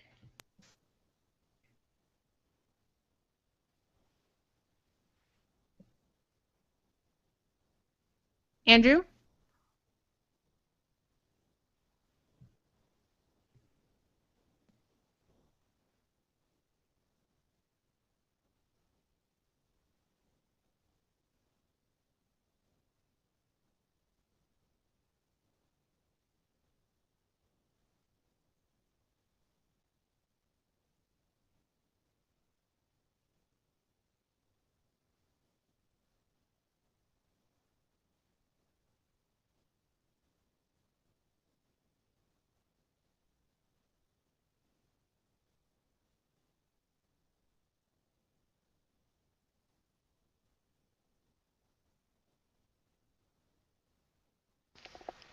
Hello? Hello. It looks like I lost you there for a sec. Yeah, I'm really sorry about that. For some reason, my internet just went kaput for 30 seconds or so. Oh, it's the Music Mafia. They heard us talking about them. That's how powerful Sorry. they are. Yeah, right. They decided to pull the plug on me to troll me. Exactly. They're like, nope, no more on this conversation about taking down the music industry. We don't steal intellectual property. Boom. End the conversation. Yeah. I there was another speaking about that, about the music industry and in large the Motion Picture Association. I remember reading an article where there was this guy who had a pair of Google glasses, went into a movie theater. He actually had the Google glasses outfitted with his prescription for glasses, which is really Mhm. cool, by the way. And he was wearing them while watching a movie, and they actually pulled him out of the movie and had him sit in a room, and then like five Department of Homeland Security agents came into the room and interrogated him for like an hour or two, thinking that he was actually recording the movie. And I was just thinking, that is so asinine. It's such a waste of my money, of those people doing that. That just pisses me off. That is, yeah, that is such a waste. That is what Homeland Security is for, is taking down people that pirated movies. And I guess so. uh, well, I used to work in the movie theater, and that was something back when there was just, video record cameras, and we had to watch out for that. But we really just kicked them out because we just didn't want to have to deal with the fact our license could get pulled. We didn't want Yeah. any of the knuffle. So it's like, we're taking this, we're taking the tape, you can keep the camera, bye.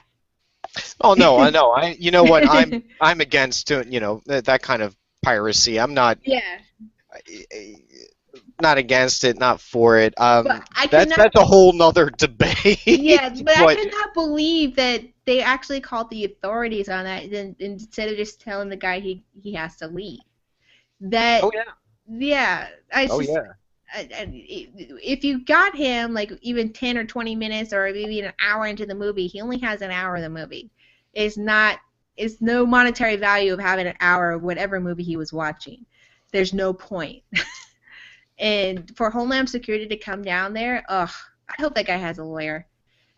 Oh, And I hope he did too. I I, never heard any follow up from that, but I just remember reading the article and remembering how pissed I was that my tax dollar money is being spent on something so ridiculous. They're basically policing for an industry. They're being the police for an industry. That's what made me the most upset. And I don't have the Motion Picture Association high regards anyway, because they tried to pass the SOPA and PIPA crap a year or two ago, and it was, for those that don't know, these were a set of draconian laws that had far-reaching implications of the internet and basically how it should operate in the United States. Um, and there was a number of companies, large companies like Google, that came out and were against it. They even had a blackout, quote unquote, blackout day where these websites were going to go offline purposely to protest the laws. And thankfully the laws did got pulled. So Yes, but then you have the TTP uh, treaty that is going through the states right now. It just passed the Senate and it's now in Congress and it's trying to do the same thing but on a global level. the TTP, Yeah, remind me, what's it that? is it is a global contract to where basically it talks about copyright. It talks about a lot of stuff. It talks about the internet. It talks about copyright. But for example, if you are violating the copyright in England and it's a U.S. thing, U.S. laws apply to you. And England has Oh a wow. different set of copyright laws than the United States, and so does Australia. And that will apply and be enforced upon you because it's a treaty. It also has to deal with how medicine and stuff like that is used. It's going to restrict generics because you have countries like India that have generics up all over the board and stuff with these very expensive drugs, like cancer-fighting drugs, that people order and have shipped to the United States because it's way cheaper. Well, that's not going to happen anymore. They're going This to is that thing that they're trying to fast track through yes, the Congress, isn't it? yeah, Yeah, yes, yes, it's oh God. yes, and it You know, applies. I've personally thought about, wanting to get into that whole, wanting to get into Congress and trying to set that crap straight. It's one of those things where you just see so much stuff and you just want to do something about it. And I personally thought about, how do I go about, excuse me, how do I go about getting into like laws and becoming a lawmaker because I want to. I can't stand this crap anymore. Yeah, and the other big thing was VPNs. They wanted to ban and outlaw their existence. Are you kidding me? No, that was another thing that was a part of the bill. I mean, Netflix just, you can't, if you're a Netflix user, you can't use VPNs for their service. It's a violation of their user agreement. I mean, they caved into the NPA on that, which sucked because I used to watch Fresh Prince of Bel-Air out of the UK because it's not an American Netflix. And I miss my Fresh Prince Thursdays. I would watch a That is couple old episodes. school. Old school Fresh Prince of Bel-Air. Exactly. And it is the whole copyright thing. I mean, we need to go back to the public good. I mean, that's what copyright was for. You had it for a brief period of time, and then it went back to the public good, and Yep. it's not happening to any longer. A century is not a public good. Yep. It needs to go back And to I mean, 14 same thing with years. patents and patent Yes. trolls and trademarks and the whole, just like any other system, unfortunately, it looks like it ended up becoming corrupted, and It's we all got patent trolls now, so well, it's finally being kiboshed because all these big corporations are tired of being shaken down by these patent trolls. I mean, they just paid them off to get rid of them, but they just kept coming back a different set over and over again. And yeah, and they're like, we need to get this. We're tired of this. yeah. It needs to be kiboshed, and I guess it is being kiboshed. There's new laws coming in through the books that's going to kibosh it, but even still, it's not solving the problem. It really isn't. I mean, people can just put a patent on there and don't have to demonstrate that it actually works. It's just a concept, it's an idea. And last time I checked, you can't really patent an idea, but it seems that somehow it's been done. And Mm. it's Well, I'm not a patent lawyer, but I do have one. I do know of one, so maybe I can ask him. I don't know. I don't know how that stuff works, and it's I don't know. yeah, We should it talk is. about something more cheerful. This is going into depressing conversation for me. Well, let ask you this: when you guys are relaunching and rebranding yourselves, I mean, how are you going to reach out to the communities? Like, what are your efforts are you going to do to kind of get people make aware of your uh, For the accept, Litecoin Association? yeah, for accepting new members and having these videos up? I mean, are you going to do fun activities? Are you going to do bounties? Are you going to do? Have you seen that puzzle game for the Bitcoin? No, I haven't seen the puzzle game. It's like this person has created these pictures, and you have to use like stechnographs and understand cryptography and break it down apart. And in the painting, the Oh, picture, yeah, yes. Yes, yes, I have seen those. Those are interesting. Those are really, really interesting and very creative. I like those. Those are very cool ideas. But no, we're not going to go through elaborate lengths to do that. So the Litecoin Association, just to talk about it a little bit, we are a nonprofit organization. There's 5 directors currently, myself included, and there's 50-ish members. There's not too many members before we halted membership. Um, and like I said, we're going through the recorporation process. Once we do that, we're going to open up membership. So the Litecoin Association, unlike the Bitcoin Foundation, we don't pay our directors, we don't pay the members or anybody else. Um, Everything is really free time, nonprofit kind of thing. All the work that I do is 100% free. I don't get paid a salary or anything. I do it because I enjoy the work. I do it because I enjoy the technology and I want to see more adoption of it. And I'm very passionate about it, and so are the other directors and the other members, and that's why they're doing it. And the same thing with the LA developers team as well. They don't get paid for what they do. It's all free time. As a matter of fact, some of the LA developers not only donated free time, but actually donated monetary value, US dollars, to try to help get things brought on board, like Litecoin.com.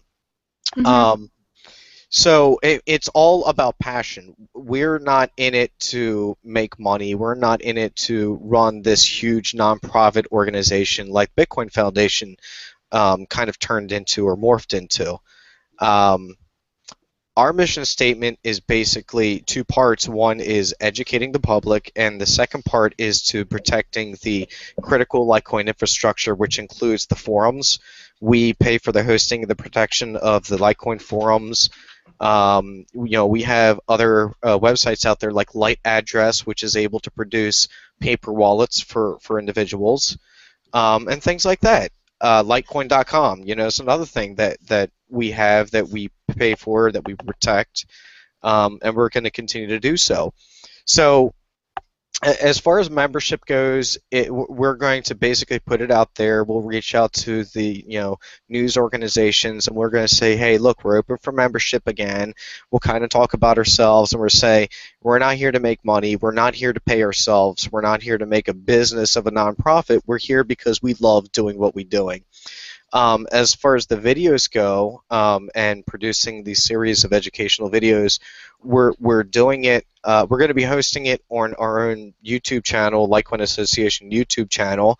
So I know people hate the word centralized location, so they can go and learn about cryptocurrencies in these short, like 3 to 5 minute type of videos.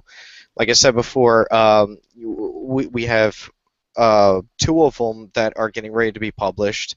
Um, One of them being, I believe, how to back up your wallet. Another one is describing like private and public keys. What does that mean?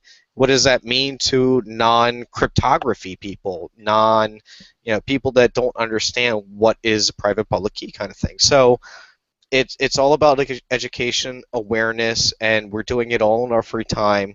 The money that we raise is utilized to pay for the stuff that we do, and it's not for us. And we do also donate to developers. The developers are really the ones that do get paid out of anybody involved with Litecoin, which it should be. The developers do work very hard on this, and we need them. We need developers, just like Bitcoin needs developers, just like Dogecoin needs developers. So we try to do our part to try to donate and support them as best that we can. Unfortunately, because membership has been closed for so long, we haven't been able to do that as much as we would like, but hopefully in the future we will. So that's really what it is. And what, like, is there going to be like a yearly membership fee or like a one-time fee, or what is it you plan to do with your members? Like, what benefits to them, beyond just saying they're part of the Litecoin Association? Would someone expect this part of the Litecoin community, or any community really, if they wanted to join? Well, that's going to be written in our bylaws in Mm-hmm. terms of what they can expect from it. But in that regards, the fee structure that we put in place is going to be very similar to how the Bitcoin Foundation has their setup, where you can either buy a lifetime membership or buy a yearly membership. So, Oh, okay. Okay, that makes it very simple for people. yep. Okay. And we're also going to roll out with corporate memberships as well. So Oh, if there are corporations out there that want to contribute to Litecoin, because maybe they utilize Litecoin, GoCoin utilizes Litecoin, and that's a big part of their business. And if they have a interest in supporting our work, because we do help out with education and outreach and getting adoption, and that helps out their business. It's a like you mentioned before, it's kind of like a closed ecosystem. It benefits these companies to support us in our work. So the more they can donate, maybe we can reach a point where we receive enough donations where we can send folks to some of these conferences and start talking about Litecoin. So it's a benefit all around. okay. And you plan to say, for example, having it maybe like a later in 2015, or is there a hard date that you guys think in mind for getting all this out there? For For finalizing finally, reincorporation. yeah. Well, I mean, personally, if it was up to me, I would have liked to do it months ago, but Mhm. because we've hit a number of snags, and it's been challenging. We're hoping to do it within the next couple weeks. Really hoping very, very soon. We have one last thing we need to do, and as I said in the very beginning of the show, right before I came on, I did get a message from one of my other directors. We hit a snag on something, but just this one final last step, and we are done, and we're going to go ahead and open membership, and we're certainly going to blast out to everyone that, hey, we're open again. If you want to support us, everyone has a financial interest in supporting us because we educate people, and hopefully with more adoption, the prices are going to raise. So, Okay. Well, let me ask you this. You mentioned in comparison to what you're not in comparing to the Bitcoin Foundation. Are you guys gonna like if you have meetings, will your meetings be more open meetings? Which oh, we we do have meetings, yeah. As a matter of fact, we have never stopped that. We have okay. public meetings. Okay. You do not have to be a member to attend those meetings, but we have public meetings every 2 weeks. Sunday, IRC. It's Sundays at 2 p.m. Eastern Time on IRC Freenode. Um, the channel name escapes me. I think it's Litecoin Dash Association, but I'm not 100% sure. But we do have public meetings. It's posted on Litecoin Talk, and as a matter of fact, we even record the entire meeting and we post it for everybody. So those who cannot attend because of the time zone differences, they can at least go back and read what we've been talking about and maybe inject commentary or any considerations, concerns that they may have. So that's all recorded publicly. Okay. And as far as directorships and stuff like that, are you guys gonna set like how long you guys are gonna be able to serve, who can serve? Because that was an issue with the again, the comparison to the Bitcoin Foundation when it came to that. Is that Yeah. something when you guys publish it that's gonna be up there in the bylaws and people can see for themselves? And maybe they might Yes. think, next time around they might go for this for themselves. Absolutely. And as a matter of fact, I will say that the members and the corporations that have membership will play a key role in deciding that in the future. Okay. And when it comes to supporting the developers and things like that, do you think that is a key component of the Litecoin Association? Because it seemed like with the Bitcoin Foundation, it was not so integral for them to support the developers. Well, for the Bitcoin Foundation, they seem to have kind of flip-flop in between. Yeah, we're supporting development. No, we're not supporting development. Now we're going to go work on lobbying, and then yes, we're going to support development. No, we're not going to support development anymore. Hmm. We our position is that we support the developers as best as we can, and we will continue to do so. But that is not part of our primary mission statement. Okay. So you would Um, say, would you say your primary mission statement is bringing Litecoin out there in the world, making it accessible and digestible for people? You want people to be aware of Litecoin. Absolutely. It's we want to make people aware of Litecoin, and not just Litecoin, because it's tangential. We talk about cryptocurrencies as well, and we do inject other examples. It's almost very difficult to discuss Litecoin without having to mention Bitcoin as well. And Mm-hmm. the same point in time, there are other times where we've mentioned like Dogecoin before, Mm-hmm. and it's not just as like it's Litecoin focused, obviously, because we are the Litecoin Association, but we do have a more tangential benefit to the entire cryptocurrency ecosystem as a whole as well, because the more adoption, the more people we can bring in, and as I mentioned before, every one of us in the altcoin communities, we're still Bitcoin individuals as well. We're still part of the Bitcoin ecosystem and part of the Bitcoin community, whether you kind of like it or not. We really are. So there are benefits to the larger ecosystem as a whole. Okay. Well, I just want to have a last question about the development. I was just curious because I hear a lot about, mostly from Bitcoin, and because I'm part of the Dogecoin, I hear a little bit about the development. But with Litecoin, like, is there a core set of developers for the code, or when you talk about development, do you mean like development as far as building out wallets, building out POS systems? When you talk about development for Litecoin. When I talk about development for Litecoin, we're talking about the core wallet itself. Okay. So we have two different, I want to say almost two different development teams. There Mhm. are the core wallet developers, Okay. which is led by Warren, and then, by the way, who also works very closely with the Bitcoin developers. That's another thing I want to interject. Our developers work very, very closely with the Bitcoin developers. So we have benefits on that side of things, and I'm not sure people kind of understand that, where we help with the Bitcoin core code as well. I say we, really meaning the core developers. Then we have the LA developers team, whose mission statement is to help create third-party critical infrastructure Mhm. that we need in the Litecoin ecosystem. We've released Litecoin.com, which is a great place. It's almost, we created it with the mindset of a one-stop shop. Like, you want to download a wallet, these are what's available. You want to go look at merchants, these are merchants that are available. You want to look at exchanges, these are the exchanges that are available. Um, we're also working on other things, Litecoin Average, which is going to be a key piece of infrastructure in the future, I believe, and others believe as well.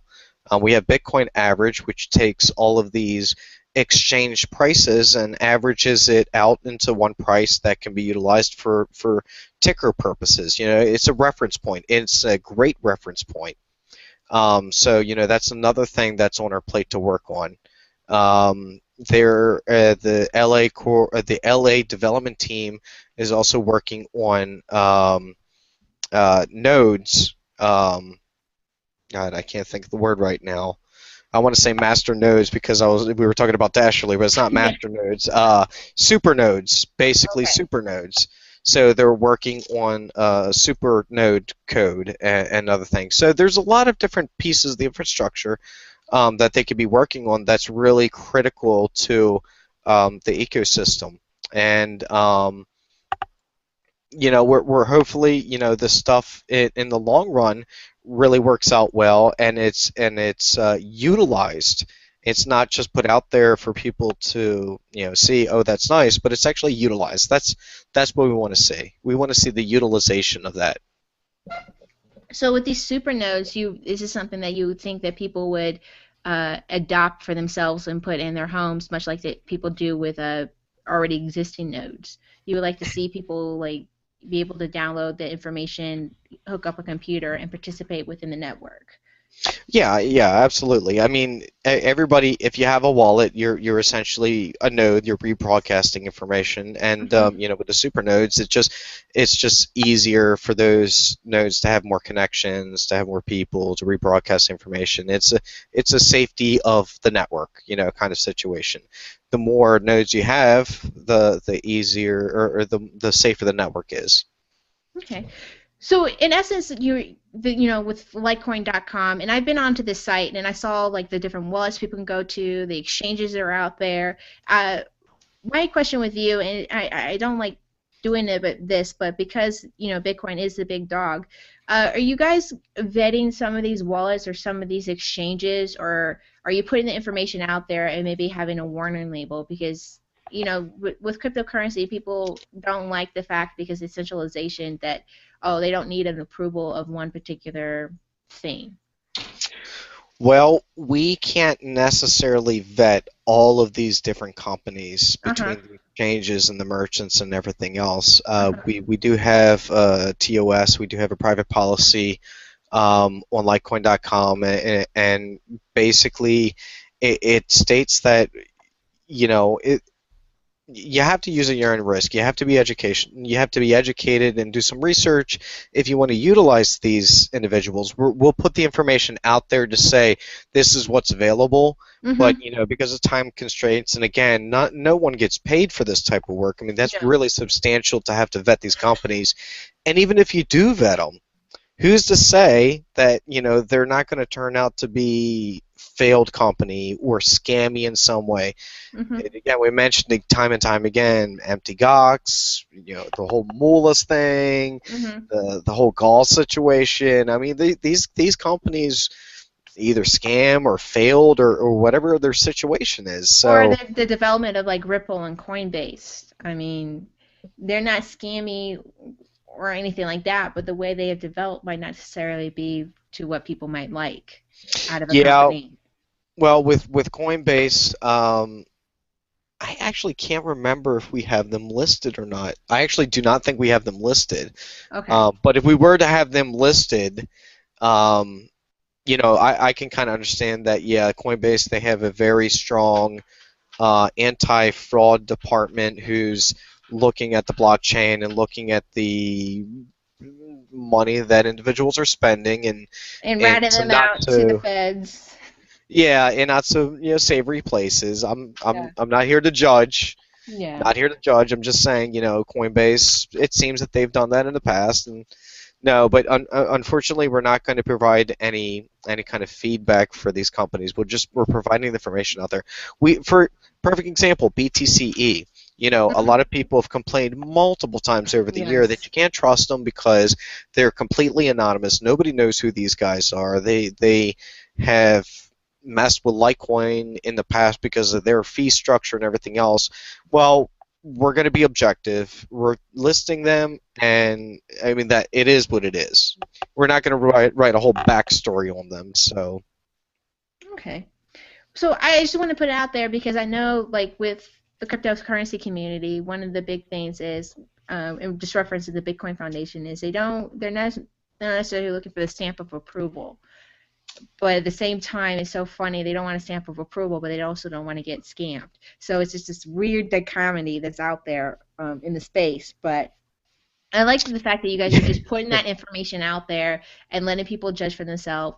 Even if it's this type, kind of like a centralized system, it's a nice, good reference point because you can always launch and go from there and go to other different absolutely, sources, verify the sources, and go from different places. I mean, maybe exactly, maybe you guys can't verify it, but other people can go and verify it, and you can find the opinions on exchanges and wallets and what's good and what's not, and how to use and things of that nature.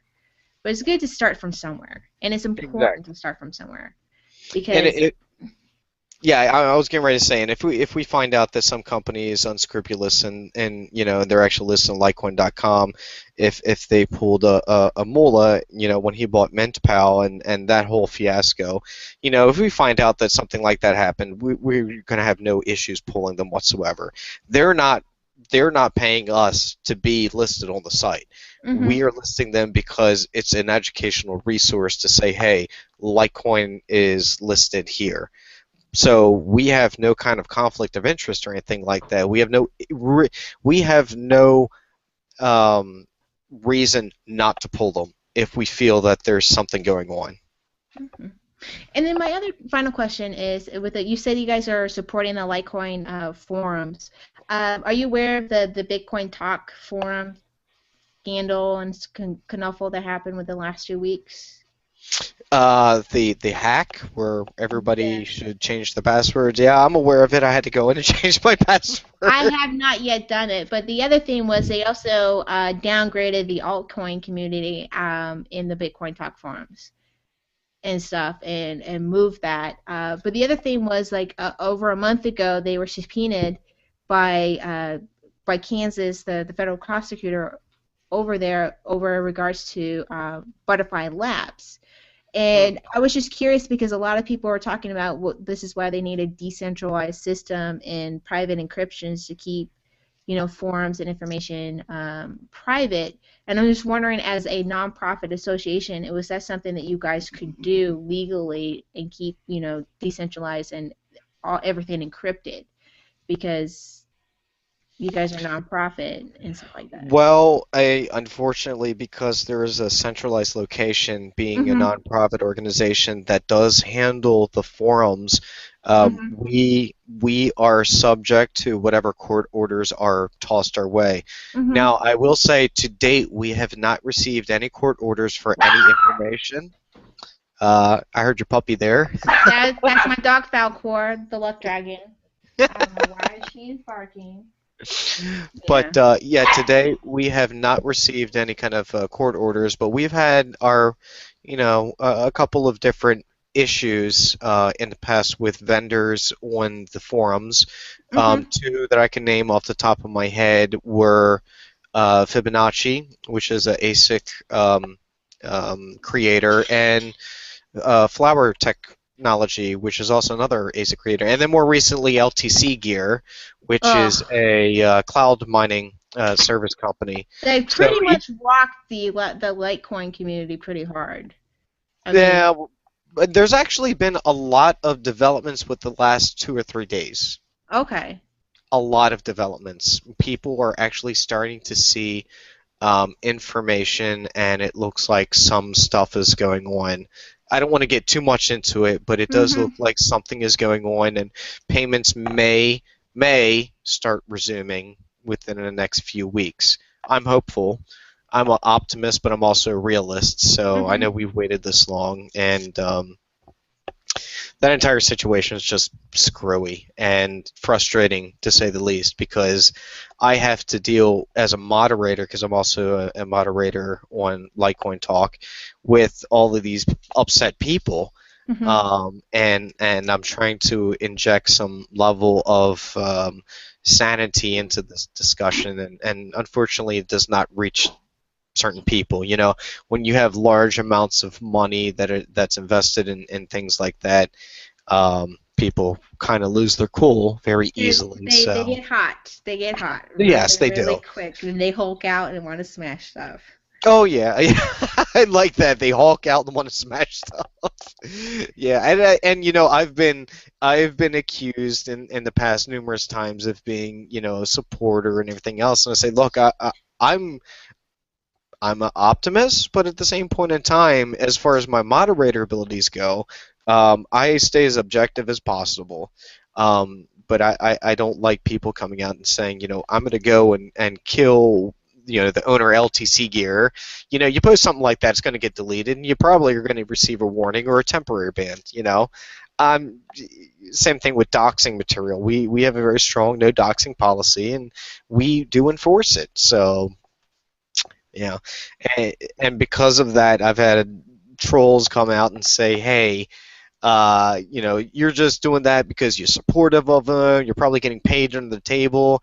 I actually had a radio host of another show ask me straight out if I was the owner of LTC Gear. And I just laughed. And I was like, if I was the owner, I probably wouldn't be working on my 15-year-old cars that I have in my in front of my house. So, yeah. Okay. Well, I was just asking that because you guys do can have some say in the forums out there in the Litecoin Association, and it is important for people to know that it's a place to go, find out information, and talk and dialogue. And just like with any public forum out there, whatever information you put out there, it's going to be found and got. So if you don't want to do that, you don't want the information out there, then you should put it out there, basically. Yeah, That way. absolutely. You know, we are subject to, you know, subpoenas if God If ever. forbid that ever happens. We haven't had that happen before as of yet. We've had numerous requests for information, and I've personally declined those individuals and said, you know, without a court order, we're not going to provide this kind of information, IP address information and things like that. And I said, you know, frankly, I'm not going to provide it. You provide me with a court order, and then I will do my best to fulfill it as minimal as possible. Because basically, that's my attitude. Yeah.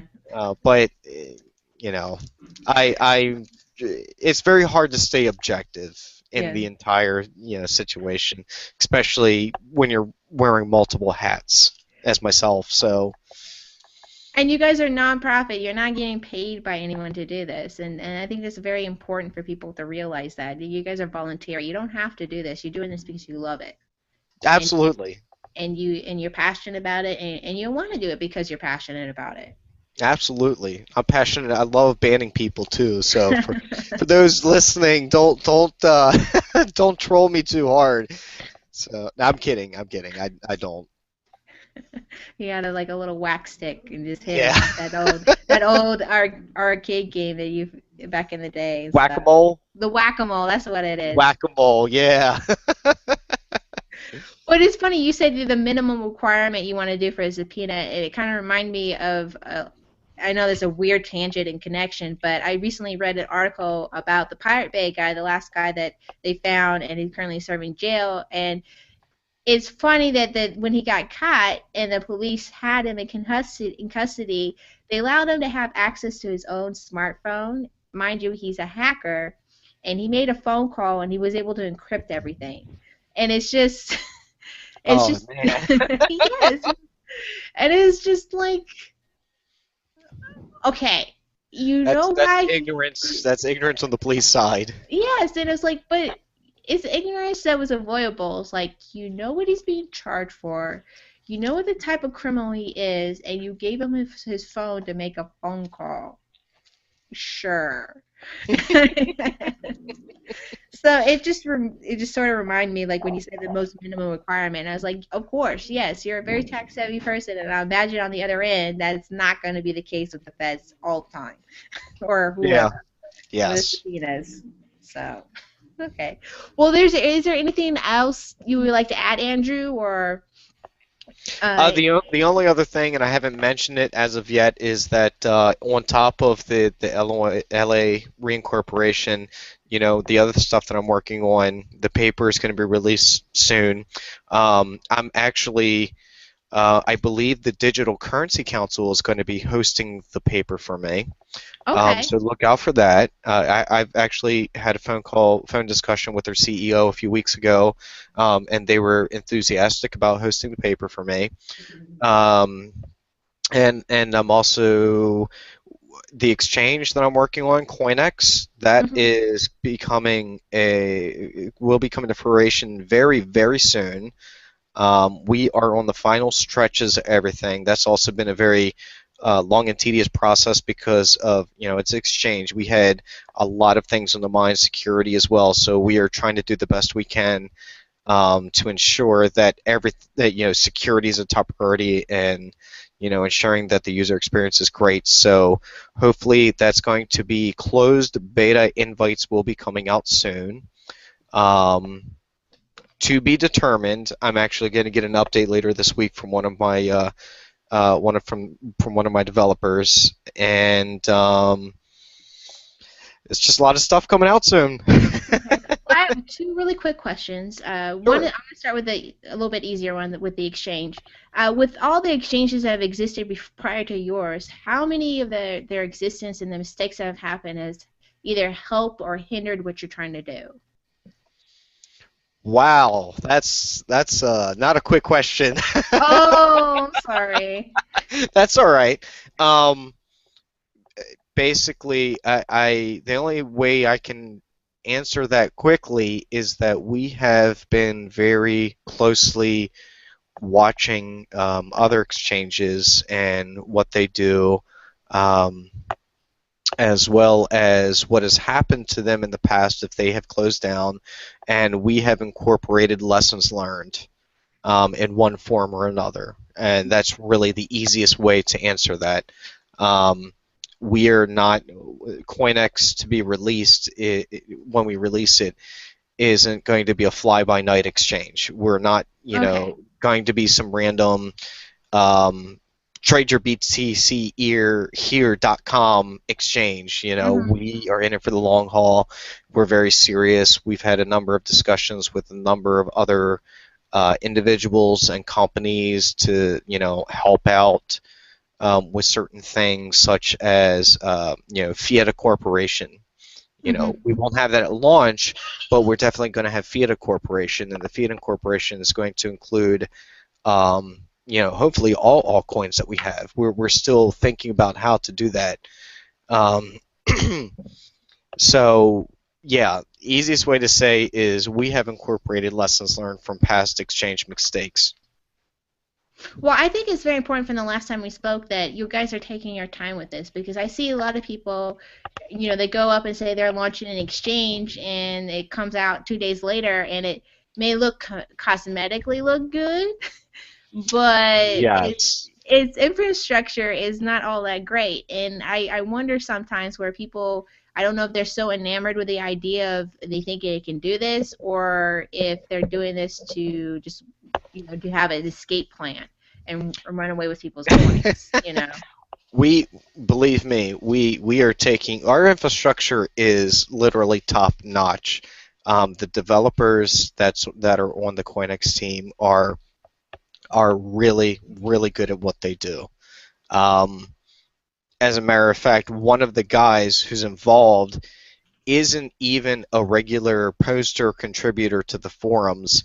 So these some of these people, some of the developers that are on the team, people just don't know them because they don't contribute, but they are really really good at what they do. Okay. And the other quick question was about the DTCC. I read their website, I read their standards, and I think it's very good that we should have some baseline standards for uh, the community. Because it's Mhm. important that, just like with anything, like if you're going to go buy a car, you have like a little checklist that everyone knows, like kick the tires, check the oil, go through this checklist of things. But I also have had the other side where some people, again, because it's the cryptocurrency world, like they don't want someone to set the standard or have a standard put upon them. Um, by working with them and stuff like that, do you get a sense that they are going to be the standard for people, just as an informational base, or something that where it's going to be like a B and B where you people are going to want that check mark by them? I it's a complicated that's a complicated question. Another complicated question, Uh, not a quick answer. But okay. in my opinion, I think they're providing a really good service out I there. do. I mean, I they're have a, yeah. I think they are. I think it's important that there needs to be these standards. There needs to be these check yeah, marks of what to look for. And it's important, yes, especially when people are not very tech savvy, but they have an understanding of business and understanding of interaction with things and what they're looking for to have like, how do I look for what I know to be right, instinctually? How do I, put that in a nice little forum? And absolutely. and they've done They've done that. They are the, as far as I'm aware, the only company out there that has these. They're not licenses. What do you call them? You can get certificates. That's what it is. You, certificates. you Yeah. can get digital currency certificates through them. Um, they provide a lot of educational material. They allow individuals in the business community of cryptocurrencies to mingle and interact and work together. I mean, they do provide a great service. The other flip side of it is, they are a for-profit business. They're not nonprofit, Yeah. so you have that to consider, which I believe, through their certifications, their educational material, they do charge for that stuff at least. Maybe not the educational material, but they definitely do for the licenses, Hmm. as well as membership. So they earn money through that, which is fine. Which is It what the would be. B&B does anyways. They charge for membership and licenses and fees and stuff Yeah, like that. and, Yeah. and I mean that's the same way with the Litecoin Association, the Bitcoin Foundation. I mean we're charging for memberships, and the memberships do provide a resource for the ecosystem and the community. So perfectly understandable. At face value, I haven't had that much interaction with them. Like I said, I did have a discussion with their CEO, Hmm. and I did look at the forums, and I haven't had a chance yet to dig into the material, but I did kind of poke around, and everything looks really, really good, and I do like what they're doing out there. So, Okay. All right. Well, I'd like to thank you very much for coming on and having this discussion with me. I mean, covered a lot of topics and covered a lot of information, particularly for the Litecoin community, but the crypto community in general. Um, is there just making sure we cover everything for yourself? Is there any last tidbits or anything you wanted to let the audience know, or how they can find you, and maybe chat you up and talk to you more about this? well, I mean, if anybody wants to find me, wants to talk to me, I'm a very open person, and I do the best that I can to try to answer people back when they do send me PMs, or try to get a hold of me on the forums. I'm on Litecoin Talk under the Mage, Bitcoin Talk under the same handle, the Mage. On Reddit and Twitter as the real Mage, because the Mage was taken.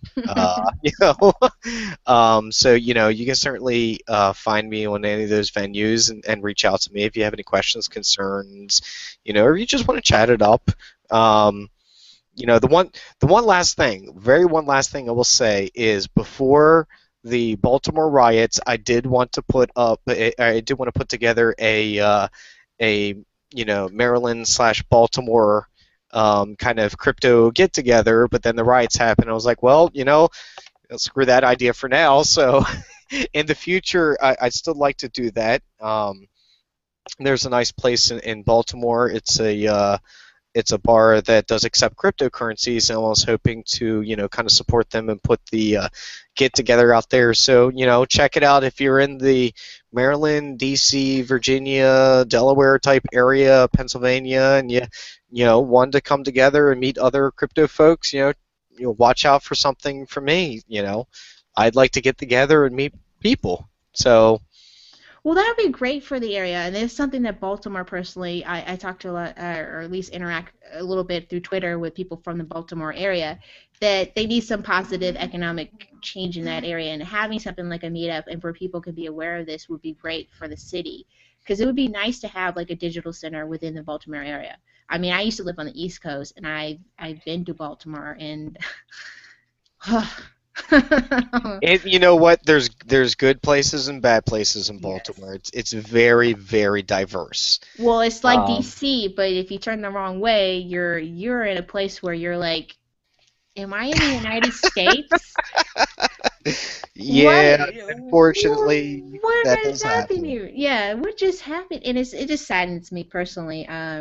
But the West Coast is no better. It's just it looks different Mm. when you see urban decay. It's more spread out. It's not consolidated, and it's not these like brick buildings. It's like spread out in a different fashion. But yeah. Yeah, ours is pretty much consolidated because over the years, I believe the state has enacted eminent domain in certain areas and decided to build up in certain areas. We have, downtown slash the inner harbor, which is very Yes. well built up and very, very nice. And Hmm. I mean, that's kind of like the heart of Baltimore City. But if you, again, if you said, sometimes you run into a situation where if you just happen to turn down the wrong street, then you're going to meet your first pimp. So. Yeah. Yeah. And BC's the same way, and Philadelphia is the same way, and it seems like Yeah.